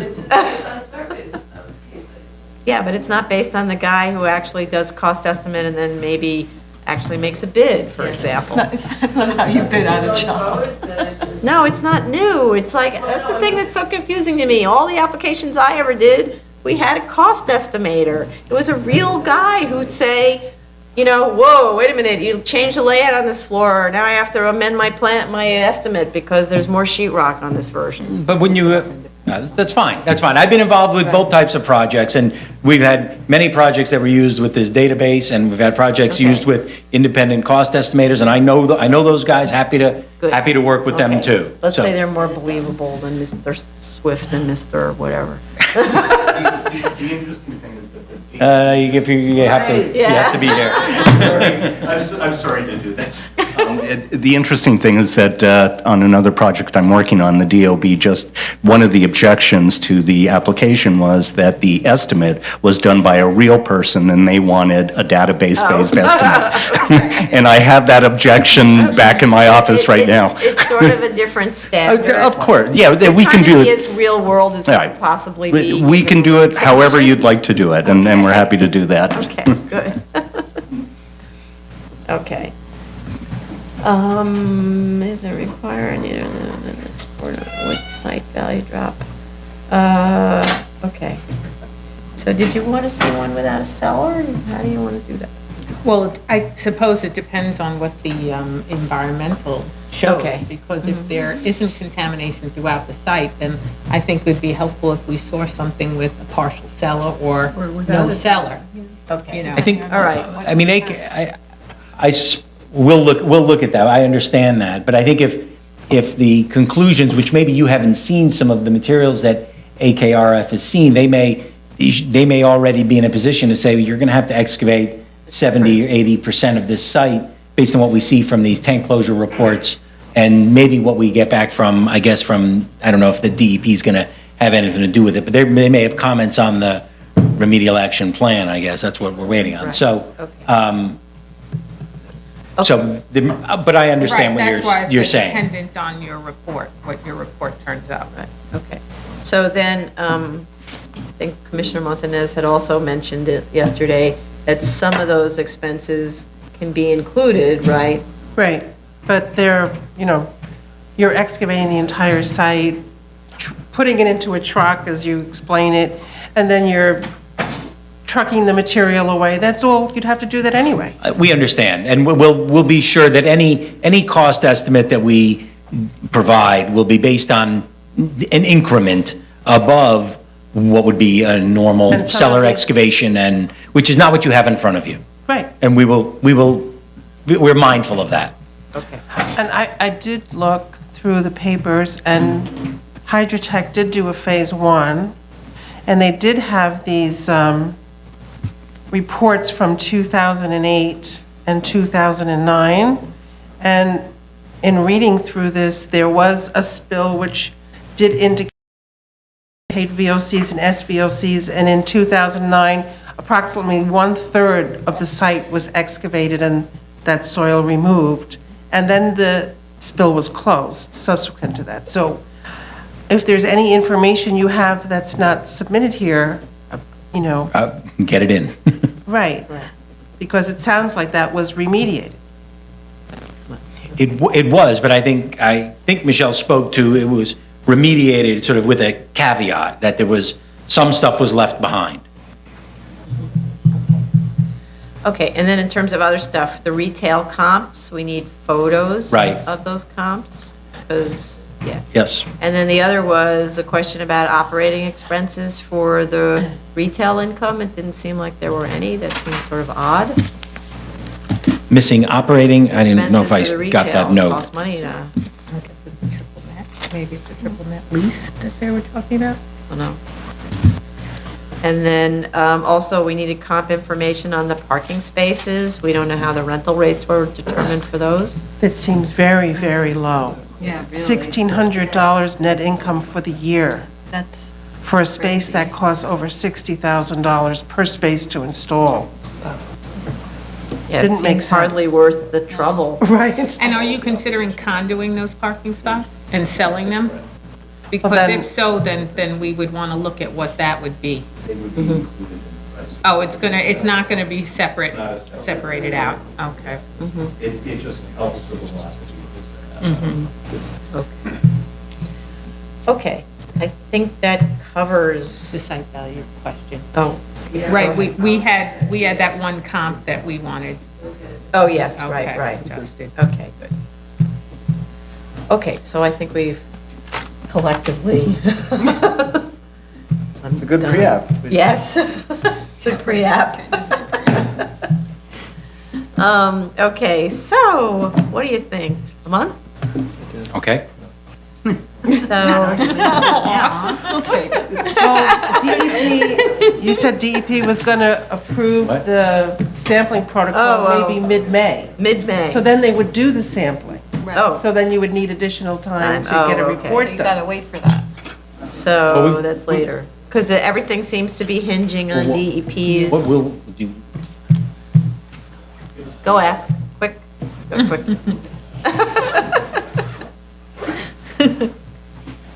What? Is that harsh? What? Is that harsh? I don't think it was harsh. It's not contamination. Yeah. Right. Right.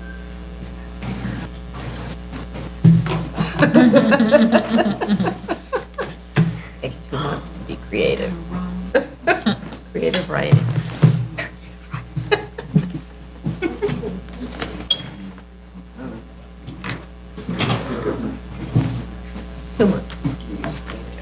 2 months. 3 weeks? Well, so, sorry, so, is there a hearing, is there a submission date toward the end of May, I guess, or the first week of June? I know I saw some, I think Yeah. there are several weeks off, I think, is my recollection. No, actually not several, one here, 2. one there. So, yeah, you could do a submission, I don't know if it's enough time, but anyway, submission on June 4th Okay, for a hearing on the 23rd. okay. Thank you. Thank you. No, are there any speakers on this? No. I think everyone there is a consultant. This concludes the April, I forgot what date it is, April 21st, 2015 hearing. Thank you very much. Thank you.